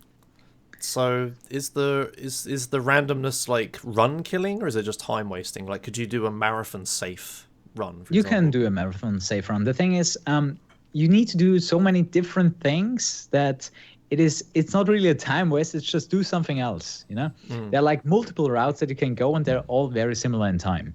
Of course, there's like that one best route, but the other route might be just 5 seconds slower. Yeah. So there's not the micromanagement is there. You need to know what you're doing, but you're not gonna lose a lot of time doing so. Oh, that I love that. Those are my that is great, because otherwise, when a run dies like 3 hours in because of some RNG not happening or happening, that would suck. But there's a lot of ways, and I like it. It is very, very skill based. But you need a skill set for driving and you need a skill set for cop chases. You need both of them. All right. So I have a question about some route. Okay, go on.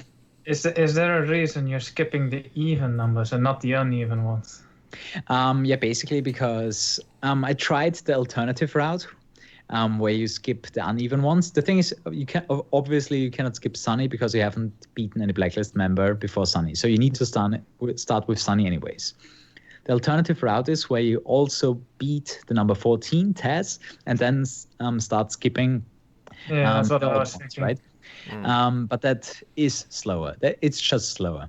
You It's do just one more slower for Blacklist no member. particular reason. You do one more Blacklist member, and it just pans out at the end. I tried it a few times. It is just slower than the current route. If you do it Can like you not this, skip you the also number sorry, one? what? Can you not skip number 1 then? You cannot skip number 1, exactly. Okay, yeah, that makes sense now. Yeah, okay. If you skip the number 1, if you try to skip Razor's chapter, that would save a lot of time, of course. But it will crash the game. The moment you skip Razor, the last split, it will crash the game. You will get a soft lock and you cannot continue. It's that explains. Yeah. That is true. I did forget to mention that. So I've got another question, kind of series related. Have you done the other Need for Speeds, and are they anywhere as complicated as this? Absolutely not. All the others are so much easier. Okay. most of the other Need for Speeds are just race as fast as you can, and pick the right car, do the right tuning, and you're good to go. Yeah. We also do tuning in this game. For example, you need to increase the aerodynamics to get more grip around corners. For controller users, I also suggest you tune the steering to be faster. So basically, your car can react faster to your steering input. I mean, there's no reason why it should be delayed, right? So just put it to the fastest steering possible and also to the best handling possible around corners. Since the game is very curvy, it is more about cornering speed than top speed on the straights, because there are not many straights. And even with a fully upgraded Golf, there are like 2 or 3 spots in the game where you even reach your top speed for 1 or 2 seconds, and then you're braking into the next corner again. So it really does not matter when it comes to top speed. It's all about the cornering speed. All right. Cool. Any other questions? I have an interesting question. I'm taking a look at your Speedrun.com profile, and unsurprisingly, it's all racing games, I think. But my question is, would you consider speedrunning a non-racing game ever, or are you just not interested in that? I would totally consider it. It depends on the game. I like a wide variety of games, right? So I do play Zelda, I do play GTA, I do play racing games, I do play other RPGs like Final Fantasy, but it ultimately comes down to the game. One game that I considered speedrunning was Final Fantasy 13. That was my first Final Fantasy. I never played a Final Fantasy, and that was my first game, and I really loved it. I really liked the combat mechanics of that game, and I was like, yeah, I would actually consider speedrunning that. So It's not like that I'm saying, okay, I'm only doing racing games, but it just depends on the game if I'm into it, right? Yeah. So maybe a better game that would be more suited would be like Paper Mario: The 1,000-Year-Old Door. That game and Need for Speed Most Wanted are like the 2 games that I always got out of my closet every year. I played them every year. I played Most Wanted every year, and I played Paper Mario: 1,000-Year-Old Door every year because I liked them so much. It's those games that I want to speedrun. Where I go back to them and because I like them so much, I'm like, okay, I want to play that again, right? Yeah. And that kind of love for a game, that is what motivates me to do a speedrun for it, right? And yeah, that is a better example than Final Fantasy, because that is really a game that I do play once a year just because I love it so much. Yeah, I played this game a lot as a kid, but I always just moved on to the newest Need for Speed, like afterwards. But I noticed they got progressively worse after Most Wanted. Yeah, sadly. Yeah, it's a shame. Oh yeah, a good meme question is: have you done any runs of Need for Speed, the other Most Wanted? Yeah, I actually did one. Okay. I actually did one run in this game. I think it took 3.5 hours I think it was. I don't know. I'm not sure I submitted it though. Even if you look it up, I don't think I submitted it. No, there isn't anything. Yeah, so they released another game called Need for Speed Most Wanted that came out in 2012. For some reason, they did that thing where they just don't rename it. Exactly, yeah. Where they did like the Tomb Raider thing, just re-released the name at the game in the same name. But yeah, the game is completely different. It's basically a mixture of Burnout and Need for Speed, and both sides are not really well served. It's basically a bad Need for Speed and a bad Burnout kind of mixed together, and hope people buy it because of the name. Yeah, that is how I see that game. I hate it. I did do a speed run, but there's like, you can tell playing that game there's no love involved. Guys that made that game were like, okay, we need to make a game, let's make a game, right? That is how it felt playing this game. And of course, if you're a lover of Need for Speed Most Wanted 2005, you absolutely hate them for reusing the name, because you expect a game like this, Yeah, you expect an experience like this, and then you get, the new game. Yeah, you gave the example of like Tomb Raider, but it's even worse than that, because it's not just the series name. They actually specifically made it like basically the name of the old game. Need for Speed 4, like that specific one. Yeah, right. Yeah. It's really weird.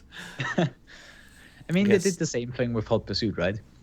They did the same with Hot Pursuit, where they brought out Hot Pursuit in 2010, which is the same title as Need for Speed 3 Hot Pursuit.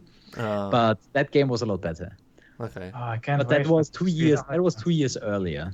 So in 2010, that was like the last Need for Speed where I'm like, okay, that game is fun. That game is good. That game is good enough, at least, to warrant the name, right? But then 2 years later, with Most Wanted in 2012, I just hated them for that. I absolutely hated them for that. Oh, here's another question. Have you ever played or done speedruns of the Need for Speed MMO that was released?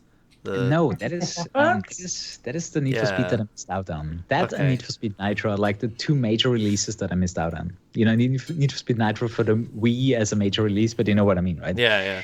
It's like Yeah. one game in the series that I have never played. Yeah, I think it was during the time where I played World of Warcraft, so that was my time That sink makes at the sense. point, and not really time for anything else other than World of Warcraft at the time, and I did miss out on Need for Speed World. But yeah, it was a bit of a obscure game. I never even heard about it until I watched a video about how it got shut down and people rebuilt it. But what is it? It's the maps of Most Wanted and Underground 2?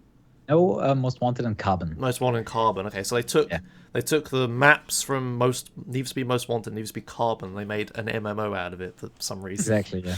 It's really weird. But yeah, And it's it was a pay-to-win model, basically, because you got seriously overpowered with all the stuff that you could buy, you know, like extra NOS and some other items where you can mess the other guys up, right?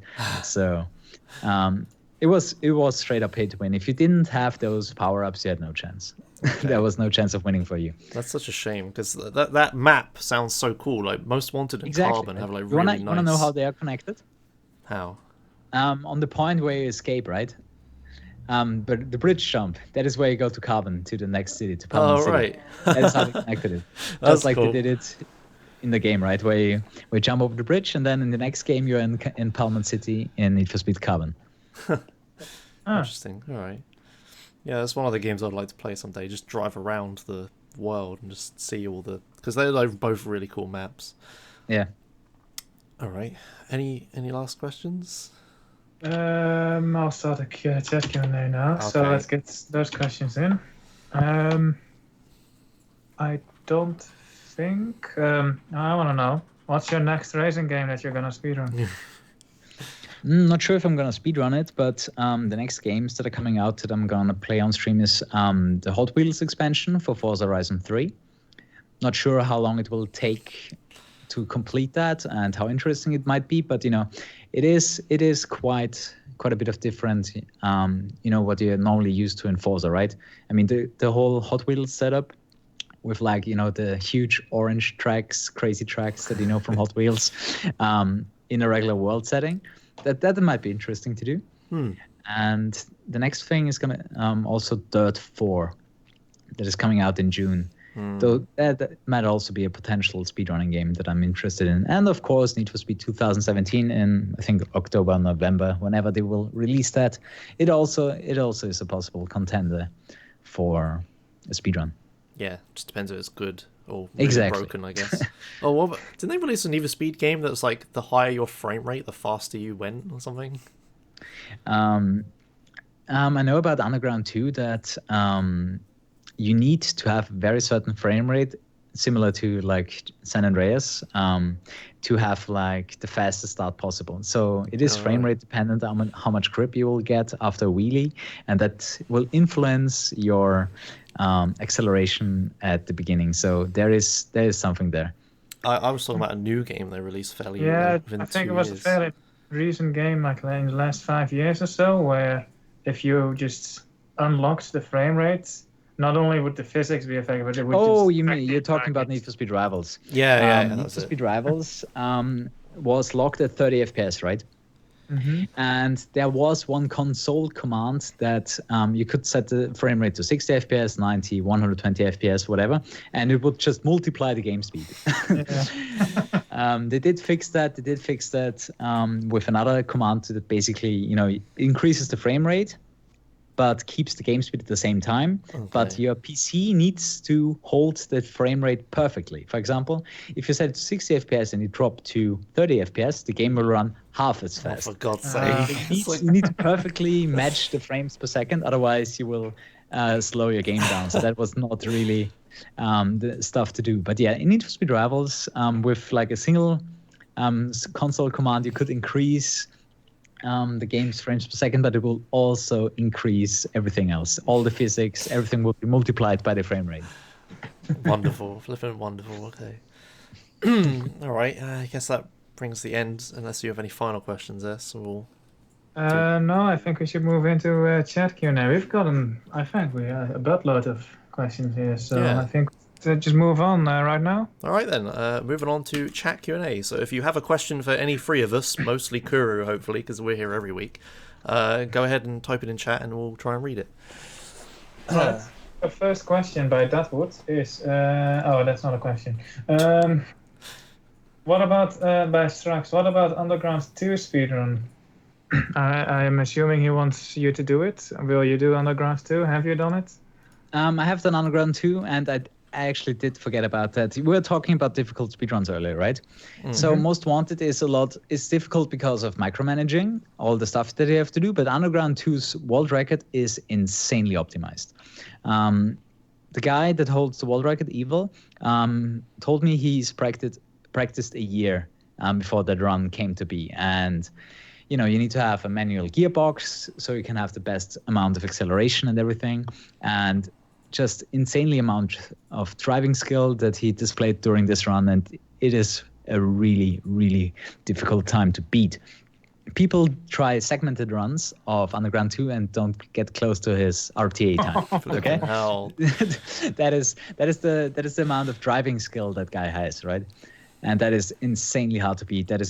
I think I would also need like a year of practice just to get close to his time, because it is that optimized. There's so much time invested in that. Damn. It's absolutely insane. I have to watch that then. Yeah. But yeah, it is a lot of fun. Underground 2. I mean, I think I could go for second place, right? That seems realistic, right? In a time setting, where I'm like, okay, I don't need to spend a whole year on Underground 2 before I get the world record, But yeah, it is insane. Next question is, who is the Need for Speed 2015 world record holder? Depends what category. I think it's called Journey. Oh, 2017, sorry. 2015 it says here. Oh, 2015. Now Yeah. I'm confused. I'm just going to go Need for Speed series. Let's have a look. It's just called Need for Speed, right? Well, just look that up. We're going to go to a question that can be answered using our voice. How can someone get the 1.2 patch if you already have the 1.3 patch applied? The thing is, you need... I will release a video very soon that shows you how to use a cracked 1.2 exe. But, if you don't have... You cannot just simply downgrade your game. You will have to use an OCD hack in order to use 1.2 on your version. You have to replace the game.exe, and also because unless you have the actual DVD of 1.2 running in an external DVD drive, the Securom DRM will kick in and block you. So that is how I run it. I got the 1.2 game DVD in an external DVD drive that is, connected with an USB cable, and that disables for some reason the Securom DRM. And that is how I run it on Windows 10. But otherwise, you need to, do some pirating stuff.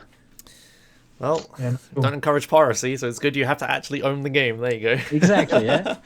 And yeah, the record for Need for Speed 2015 is 6 hours 22 minutes by Rubber Band Earl. There you go. 1 month ago. I'd be the editor. Next question.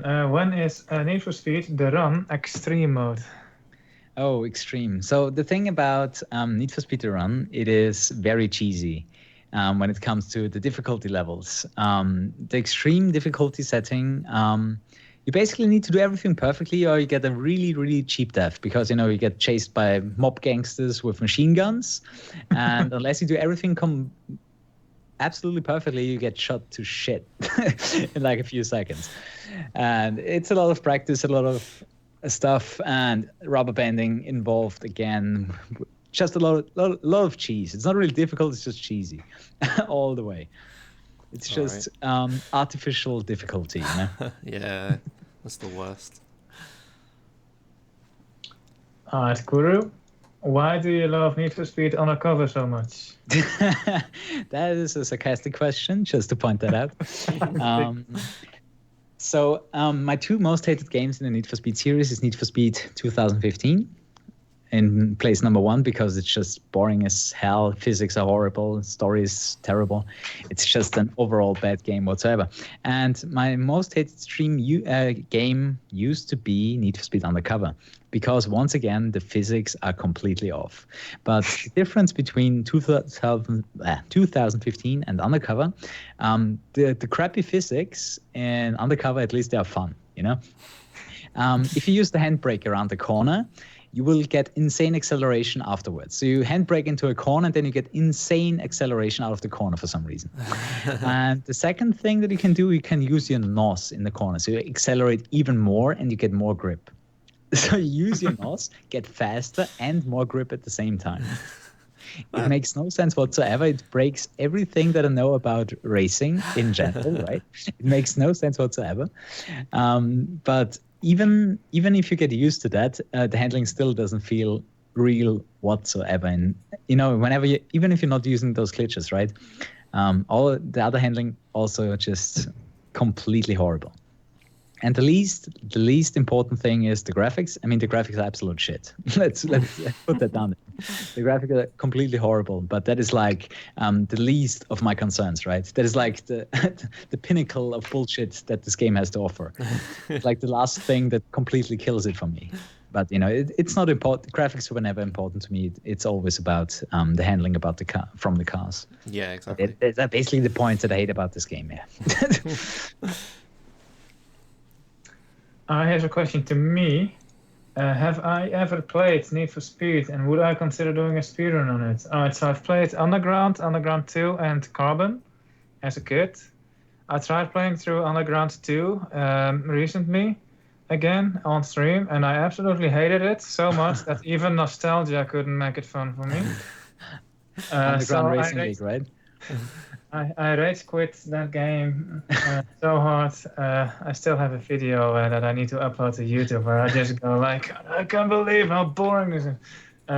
So I probably won't ever play Underground 2 again, but all the issues that I had with that game, I don't think they're there in Underground 1. So I'll probably play through Underground 1 at some point. And the same goes for Carbon, and because those are the games I've played as a kid. I've played enough Need for Speed. I enjoyed them as a kid, but I don't have the desire to play more. So I definitely won't do speedruns for them. But I'll see if I can play casually through those two games at some point. Underground 2 is the one with the stupid drifting events, right? It has drifting. That's also in Underground. No, those you have the drifting events in both Undergrounds. The thing about Underground 2, you have a lot of open world exploring. I mean, most people like that, but the really big time sink are the tournament races, where you have 5 or 4 circuit races in a row, each with 4 laps. It takes half an hour for one of those tournaments. Most boring races as well, because Underground 2, oh man, street racing, yes. And what do? You're gonna race on an actual racing track. I was like, I didn't sign up for this. So I just rage quit so hard, and then doing one of those tournaments. Yeah, I didn't really mind that. It was like a nice change of pace, right? That you get to race on a racing track as well. It was just too much. You spend way too much time on those official racing tracks. Yeah, that makes sense. If they were balanced, exactly. if they were at the same amount as all the other stuff, I would have enjoyed that. But now it seems like it's 60%, if not more, of the actual game. Yeah, it feels like 50% of the game, and it feels just too much. It feels a little bit like work, gotta say. Just like to point out, I've been playing your PB in the background, and at this point there's a helicopter chasing you. And if you just watch the helicopter, it flies into this tree and bounces off.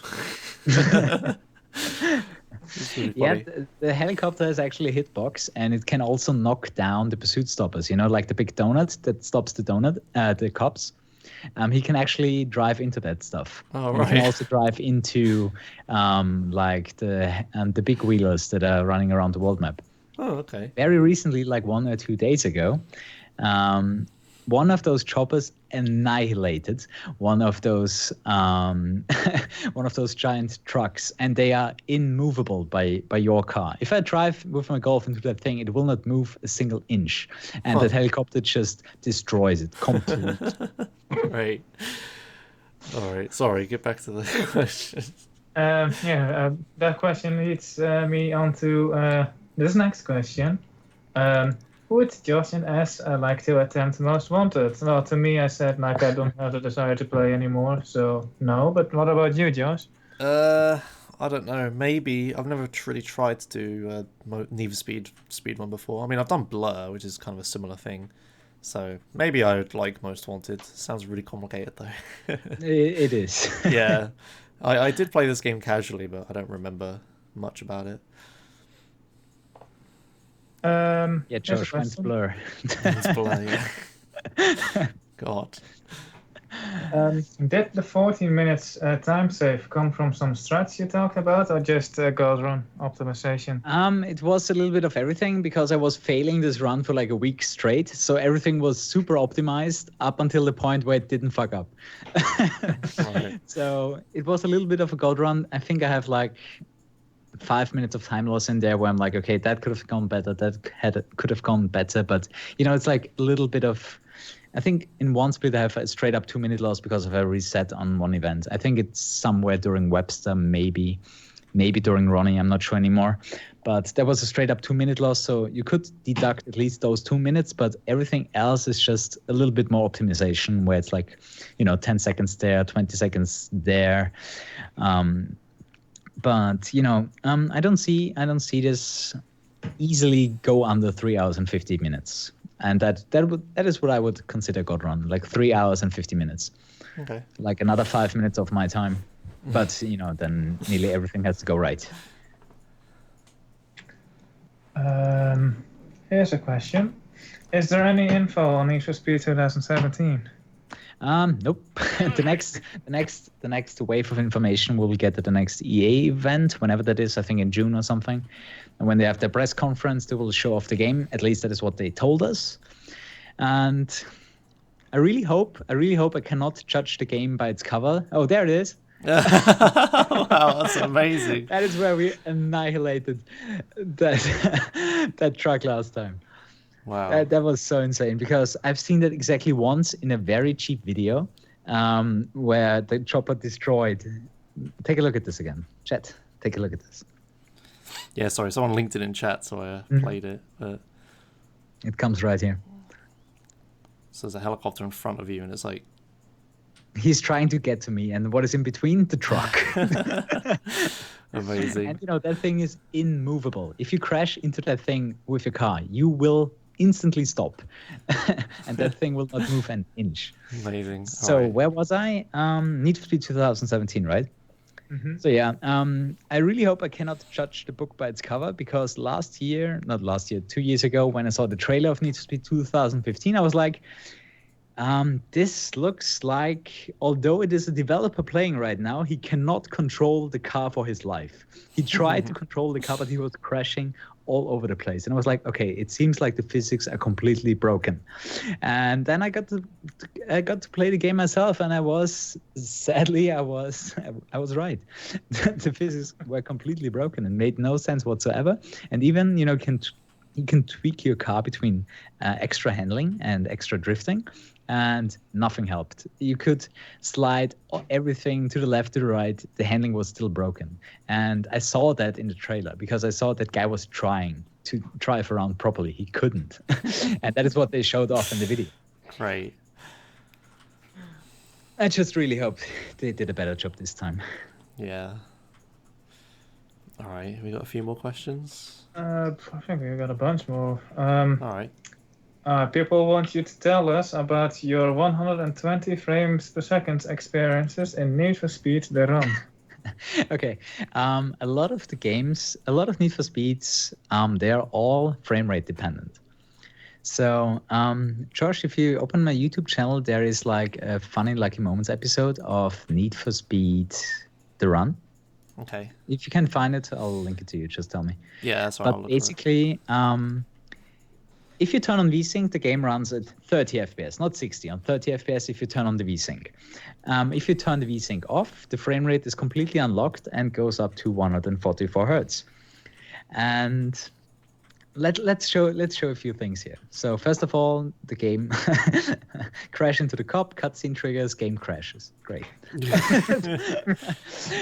So that was like the first thing. I was like, okay, great. Some value got written somewhere and it crashed the game, just because I'm crashing into you. Okay, that's just me reacting to the game because I go into the roadblock and I was like, I'm busted now and I couldn't do anything. It was basically scripted.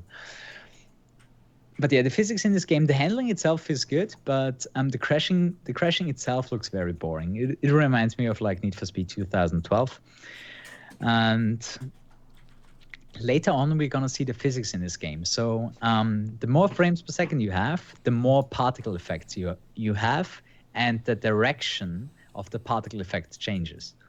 So, for example, imagine you're driving in the snow, right? So not only do you get the 30 FPS particles, but at 120 FPS or more, you get 4 times the particles, right? So it just multiplies it.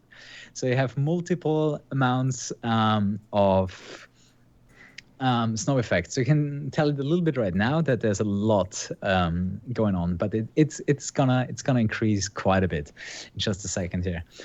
So what the game does, depending on your frame rate, it multiplies the particles. That is the first thing. And the second part that this game really likes to do is change the direction of the effects. There you go. You cannot see the track anymore because there are so many snow particles effects. Then I changed the camera, and now the particles are shooting in the front of me. And the particles are flying in front of my car right now. So yeah, that is the physical experience that you get in this game when you run it at over 30 FPS and VSync turned off. Ridiculous. But yeah, it's not the only game in Need for Speed where you completely break the physics depending on your frame rate. I really hate it when an engine is frame rate dependent. Yeah. Yeah, don't need to tell us about that. I mean, it's in so many games. In Blur, for example, when you want to drift, you want 30 FPS or less. If you have more than 30 FPS, the entirety of the physics change completely. Yeah. And you cannot get the best times anymore. You need to lock your game to 30 FPS or less. Some argue even, the less FPS you have, the better you can drift. But, at some point it's unplayable, right? Trying to play a racing game at 10 frames per second or 15 frames per second, there's like a sweet spot, right? And I feel like keeping it at 30, where the console was developed for, that works the best. Yeah. But yeah, that was my experience with Need for Speed to Run. Lots of physics quirks depending on the frame rate. Right. Oh, that's pretty fun. That is the last escape here. I'm driving 340 kilometers per hour, and that guy accelerates somehow. And drives about 500 kilometers per hour. Just calculate. If you compare your speed and the way he accelerates away from you, he was driving like over 500 kilometers per hour. Ridiculous. All right, next question. Josh, is on-mission glitch not possible on Steam version of GTA ESA? I know there's some stuff about the Steam version not working with duping, but I don't know the specifics. So use the retail is the advice. Yeah, I can still do the Corey dupe, like get on-mission 0 using Corey on Steam, but like I haven't tried any of the others, so okay. I don't know. Kuru, how is your cast running? Cast is running fine, guys. So that is a meme, in case you don't know. In like one of the first cutscenes, Ronnie, like one of the lackeys of Racer, manipulated your car, basically let all the oil out of your car, and that is why you crash in the beginning, right? And right before the beginning of the race, he's like, "How's your car running?" and that has become one of my stream memes, where they use that for absolutely everything. You know, the game crashes. How's your game running? Okay, or when I was waiting desperately to get my sub button, how's your sub button running? Or you know, the stream dies or hiccups. How's the bitrate running? Stuff like that. You know, Great. It's just a running meme for everything now. Wow, a meme at the start of the speedrun that gets used to everything. Oh, if only I knew one of those that I had. You know, I get a lot of GTA memes as well. Whenever I do event number 9, they put in, you know, the order, the Big Smoke's order every time, or and when something goes wrong, all you had to do was to finish the event first. Oh, dear. CJ, you know. I get a few of your GTA memes as well. Great, wonderful. It's good there's this crossover there. Yeah. Josh, how's your car running? Great. Kuru, when doing the Hot Wheels campaign, will you do 4-player campaign? I have no idea. I have to get back into the game first. I don't even know how it works. I haven't played Forza Horizon 3 since it came out. You know, it came out, I played it through, and then didn't really touch it since then. It has been, I don't know when this game came out, 1 or 2 years ago. Okay. Right. How do you do a 4-player campaign on your own? Yeah, that's a good idea. I do have enough controllers. I have like 3 Xbox controllers, 2 Xbox One, a regular Xbox 360, and like a GameCube and a USB adapter. It should work somehow. All right. Are you allowed to use the widescreen mod for Most Wanted, or does that Yes, we invalidate allow that. So Okay. if you want to play the game in 16:9, that is fine with us. You know, that extra visual value that you get, it doesn't really help you in this game, so it's fine. If you want to run this game in 16:9, be our guest. It's fine. It doesn't make the game faster. It doesn't make it slower. It's just you know, if you want to play in 16:9 instead of 4:3, it's fine by us. All right. Could you beat your Blur world records? I could. Both of my records have like 1 reset in there. So if I don't reset, I should beat them. I should be able to beat them. All right. Here's something about Legendary Prison. What's that? So this game has 2 sections where you jump down. One is where you jump down a prison, so you basically cut right in the middle of the track. So instead of going around in a big S shape, you just go straight through. One of them is the prison, which is really easy to fuck up. And unless you have the perfect speed, or you either need to be very fast or very slow. If you somewhere in between, you're gonna fuck up. Your car's gonna flip. You're gonna lose time, and it happens multiple times during the run. So it's another one of my stream memes. And I think the video from yesterday, I actually had like a prison special where I had like multiple clips of me fucking up prison. And I even have like, wait a second. Let me find it here. Josh, do you want me to post it in chat so you can see it? Yeah, go on. I'll show it while you're talking about it. Yeah. It basically, it's one of the other memes because it happens so often that people just get a good laugh out of that thing. So let me find it here. Someone's put a prison clip in chat from Twitch. I'll play that one. Yeah, I'm trying to find the compilation, you know, where it was like multiple of those, and you know, people like that stuff. Yeah, there's one bit everyone knows in the run that comes up, and it's like, oh god, yeah, I see what you mean. What the hell? Yeah, I'll put it in chat for you, Josh, so you can see it. Okay. Wow. It's 30 seconds. It's not more. It's basically a compilation of me fucking up prison. That is one of the 2 things. The other one is hospital, but that never fails. It's only prison that always messes you up. All right, here we go. Prison. It's exactly this part, you know, where you jump down and you just get super fucked up by the game if you don't do it at the very exact speed. And you can either do like a perfect flip. You can either do a perfect flip where you don't lose any speed, or like this, you know, or you can do a front flip because you got stuck, and there's some other stuff at the end. But yeah, that is basically prison. You jump down with your cars there, and you mess up like 50% of the time. It's really a coin flip.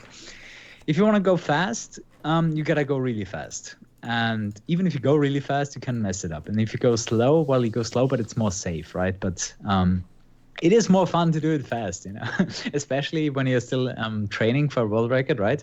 You're just practicing the events, then you don't really care that much, and you just go fast, and you just let it go, really let it mess up. Wonderful. All It's right. just a lot of fun. All right, Josh, tell us about the 2 racing games, or is it 3? The 3 racing games I think you speedrun. 3 racing games I speedrun. Okay, I'm loading up my profile. I guess I looked at my profile. Right, so Gone Home is a really good note. Okay, so Crash... I guess they're talking about Crash Team Racing, Crash Nitro Kart, and Blur? I think those are the ones I had in mind. Yes. He just asked if you did a speedrun of a racing game ever. Like, Yeah, those are the 3s I know from you. Yeah. Those are So, the 3 that I've seen from you. yeah, so you got Crash Team Racing, which is like Mario Kart clone, but it's like way better. And then there's Nitro Kart, which is still better than Mario Kart, but a lot worse because it's a sequel made by a different company. I do agree, though. The Mario Kart games are more popular, but they are not as deep when it comes to gameplay mechanics, you know? Yeah. They are just too easy. Yeah, exactly. That is why they're not that interesting to me, right? Team Racing is actually competitive, yeah. And then you've got Blur, which I did have the record in, and then Kuru beat me by like half an hour or something. That is what started my speedrunning life, you know that, right? Yeah, it's true. Yeah, I was doing Blur, and then you were part of the hardcore Blur community that played online. The online competitive multiplayer community, and I was like, hey, I can beat that. Yeah, it's like, hey, I'm way better at Josh. And so you just smashed me by half an hour in a mostly linear game. Yeah, it's pretty ridiculous. Yes, I do like doing Blur. It is kind of like Most Wanted with the. I don't think it's as complicated, but there is like. It is not as complicated. Okay. It's more about that game is more about skill than knowledge, in my opinion. But the thing is, you know, I've played that game 2 years online at that point. You know, it's like me trying to go for the underground world record. Yeah, you know, exactly. That guy was already playing the game for 2 years. You know what he's doing. He knows all the tracks. He knows how to do them. Yeah. I was glad it came along. Like, if I do lots of random games that I'm crap at, and then it makes other people who are good at them do them, I mean, that's good, right? So, I mean, that happened for the Need for Speed series, you know, because I wanted to play like every single Need for Speed that is out there, and you know, I did speedruns of Hot Pursuit, Off the Run, and all of those records got beaten. Suddenly, you know, people came out of the woodwork, started running the game, so that is awesome, right? Yeah, that is cool. Exactly what I wanted to. Basically produce, right? New runners for the games. Yeah, exactly. And yeah, if you want to watch a Blur speedrun, you can watch a way better one than what I did. All right, next question, go on. What was your opinion on Need for Speed Pro Street, Shift, and Shift 2? Josh? All right. I absolutely loved Pro Street. That was my last great Need for Speed that I really liked. I said I liked Hot Pursuit 2010, but it was a good game. The last great game of the Need for Speed series was Pro Street for me.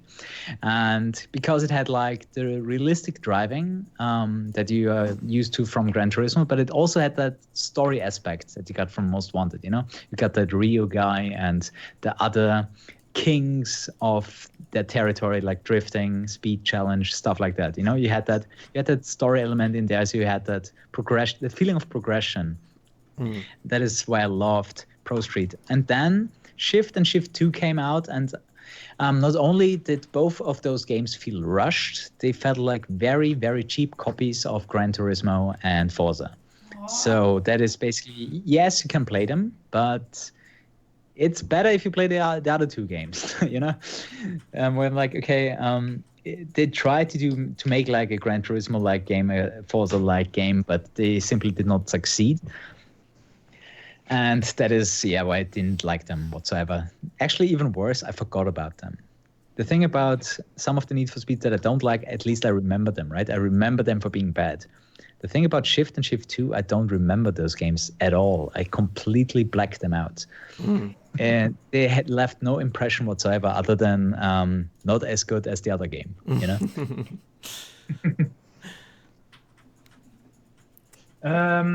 Here's an interesting question, I guess. What would your dream Need for Speed be like? Okay, I'm really into the competitive scene. I love competitive Smash. I love competitive Rocket League, competitive Hearthstone, competitive Counter-Strike. So what I want for the next Need for Speed is a competitive aspect to it. I want a ranked ladder. I want something to progress into. I want something that could make an esport. I want an esport racing game. That is what I want. And in order to do that, you need a big franchise to take a leap and do something accordingly. You could do very similarly ranking systems like they do in Rocket League right now. You could do 1-on-1, you could do 2-on-2, you could do like squad against squad, right? That is possible. And I really feel like that is missing in the market right now, because you get all those esports coming up in different genres all over the place. You got shooters, you got MOBAs, you got Rocket League, card games. You get all of that, but there's no competitive racing game yet, in my opinion. At least not one that made it. There are some competitive leagues for like Trackmania and what else is there? Trackmania and some other racing simulators. iRacing, yeah, it's a simulator, isn't it? Yeah, but there are also so extremely small communities. They don't really have an impact to make it as an esport, right? Yeah. So you need like a big player to take a leap, right? You need a big player like EA and with the Need for Speed series to make something like that, or Gran Turismo, or Forza Horizon. They all have the chance to do so, but no one is going for it. And I feel like it is a missed opportunity, and that is what I want from a racing game. It doesn't necessarily have to be Need for Speed.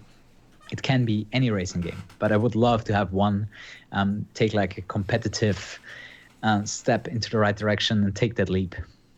Fair enough. When you were first answering that question, you were listing games. I thought you were going to say you wanted a card game inside Need for Speed. When you said Hearthstone. Like a car top trumps or something. It sounds more like a GTA, right? Yeah. All right. The last question that we got before I put the end line in is, have you ever gotten a helicopter in a roadblock? Yes, I did. And these things, I told earlier the trucks don't move an inch when you ram into them. They move just a tiny little bit. The helicopters actually do not move. They have no hitbox that can be moved. If they are in a roadblock, they are completely stationary. It's like driving to a wall.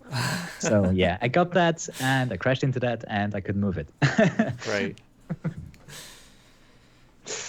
All right.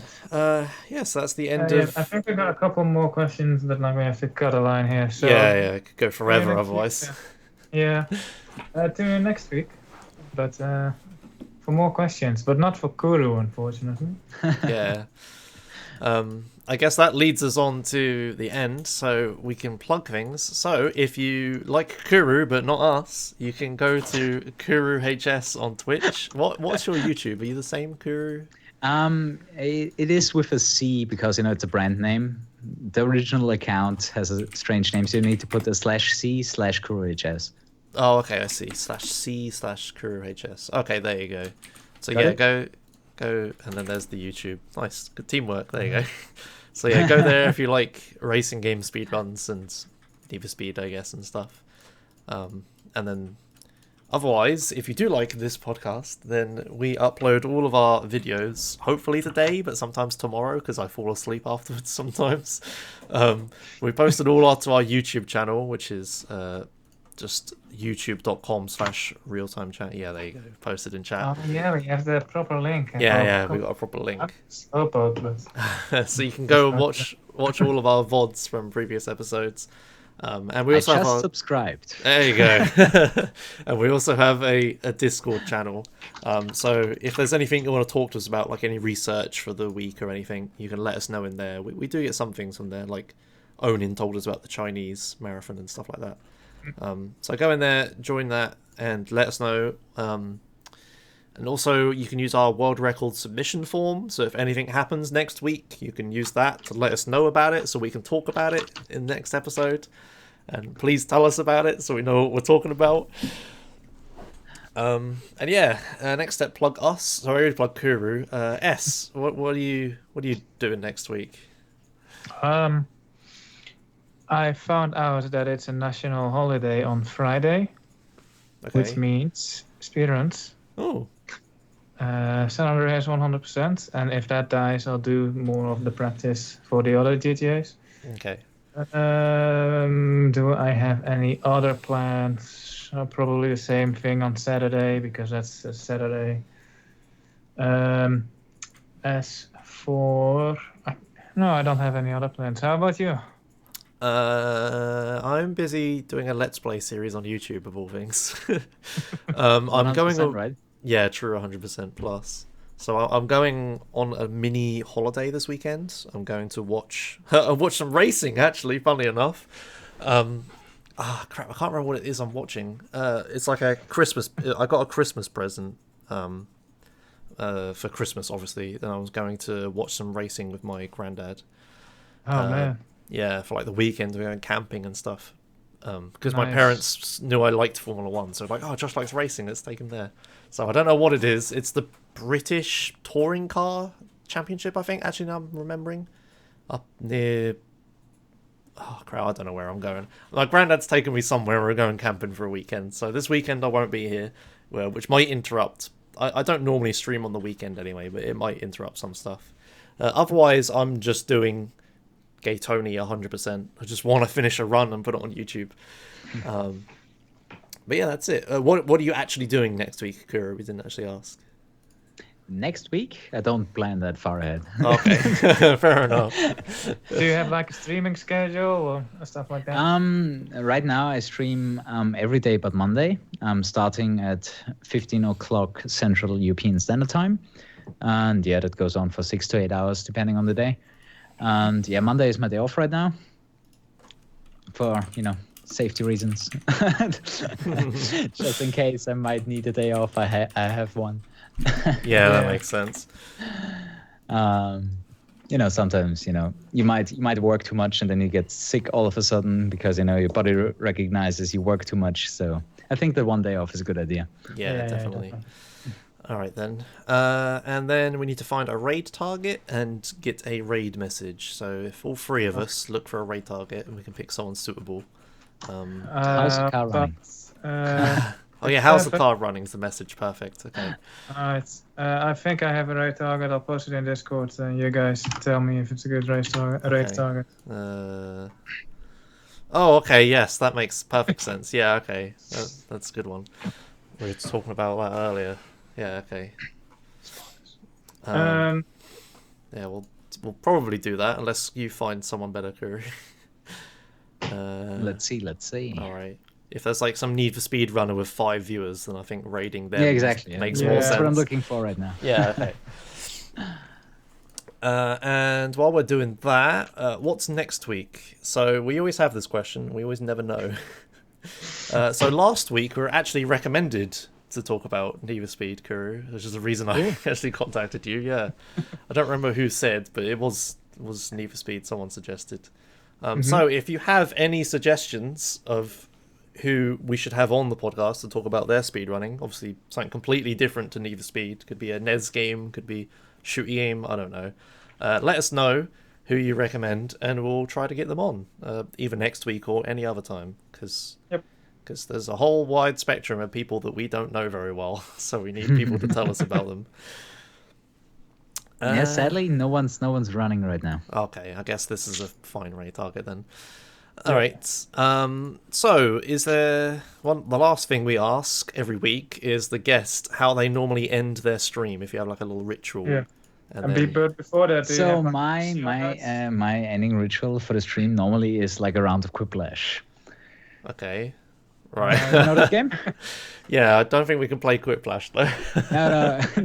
No. The only ritual that I have during my stream that is not related to entirely is, whenever I play against Ronnie, he has like these super cool shades, right? So whenever I play against him, I put on my shades and Yeah, I do end my stream often with shades on, just because I don't want to wear them, of course, for the entirety of the run. It's just too influencing on the speedrun itself. But yeah, not really a big ritual yet. Okay, Other fair than enough. just see you tomorrow. All right, fair enough. Before we go, Planks is shouting at me. Yeah, so DreamHack Summer 2017. This ESA is going to be there, and they need more runners and they need more submissions. So if you're a Oh, man. speedrunner and you're going to DreamHack, you should submit a thing. I guess I could go and do like a 6-hour GTA run if you're desperate, but I'd have to raise a lot of money pretty quickly. Where even is it? It's in Sweden. I'll look into that later. But anyway, if you're going to DreamHack Summer, definitely submit because we need runs. Oh, and apparently. you get a free ticket if your run gets in. Oh, So sick. Okay, there you go then. I'm guessing you'd still have to pay for transport, but free ticket for DreamHack. How much is a DreamHack ticket? I don't know. We'd have to look it up. But in any case, if you were planning to go to DreamHack anyway, you can get a free ticket if you do a speedrun there. So there you go. All right. Blah, blah, blah. What were we doing? Oh yeah, so there's no end ritual. So thanks for watching. We won't see you tomorrow. We'll see you in a week's time. And the raid target for today is going to be... You do the raid message, yes? I'll do the raid target. So the raid target for this week is going to be RTA in Japan. It's the Japanese marathon we were talking about earlier. So go there, raid them, ask them how their car is running. I'm sure they'll get the reference. I know the Japanese people. So yeah, thanks for watching, and we'll see you next week. Bye. Bye-bye. Oh, it's your. Damn it. You messed it up. All right, I need to mute Skype. Outro, go.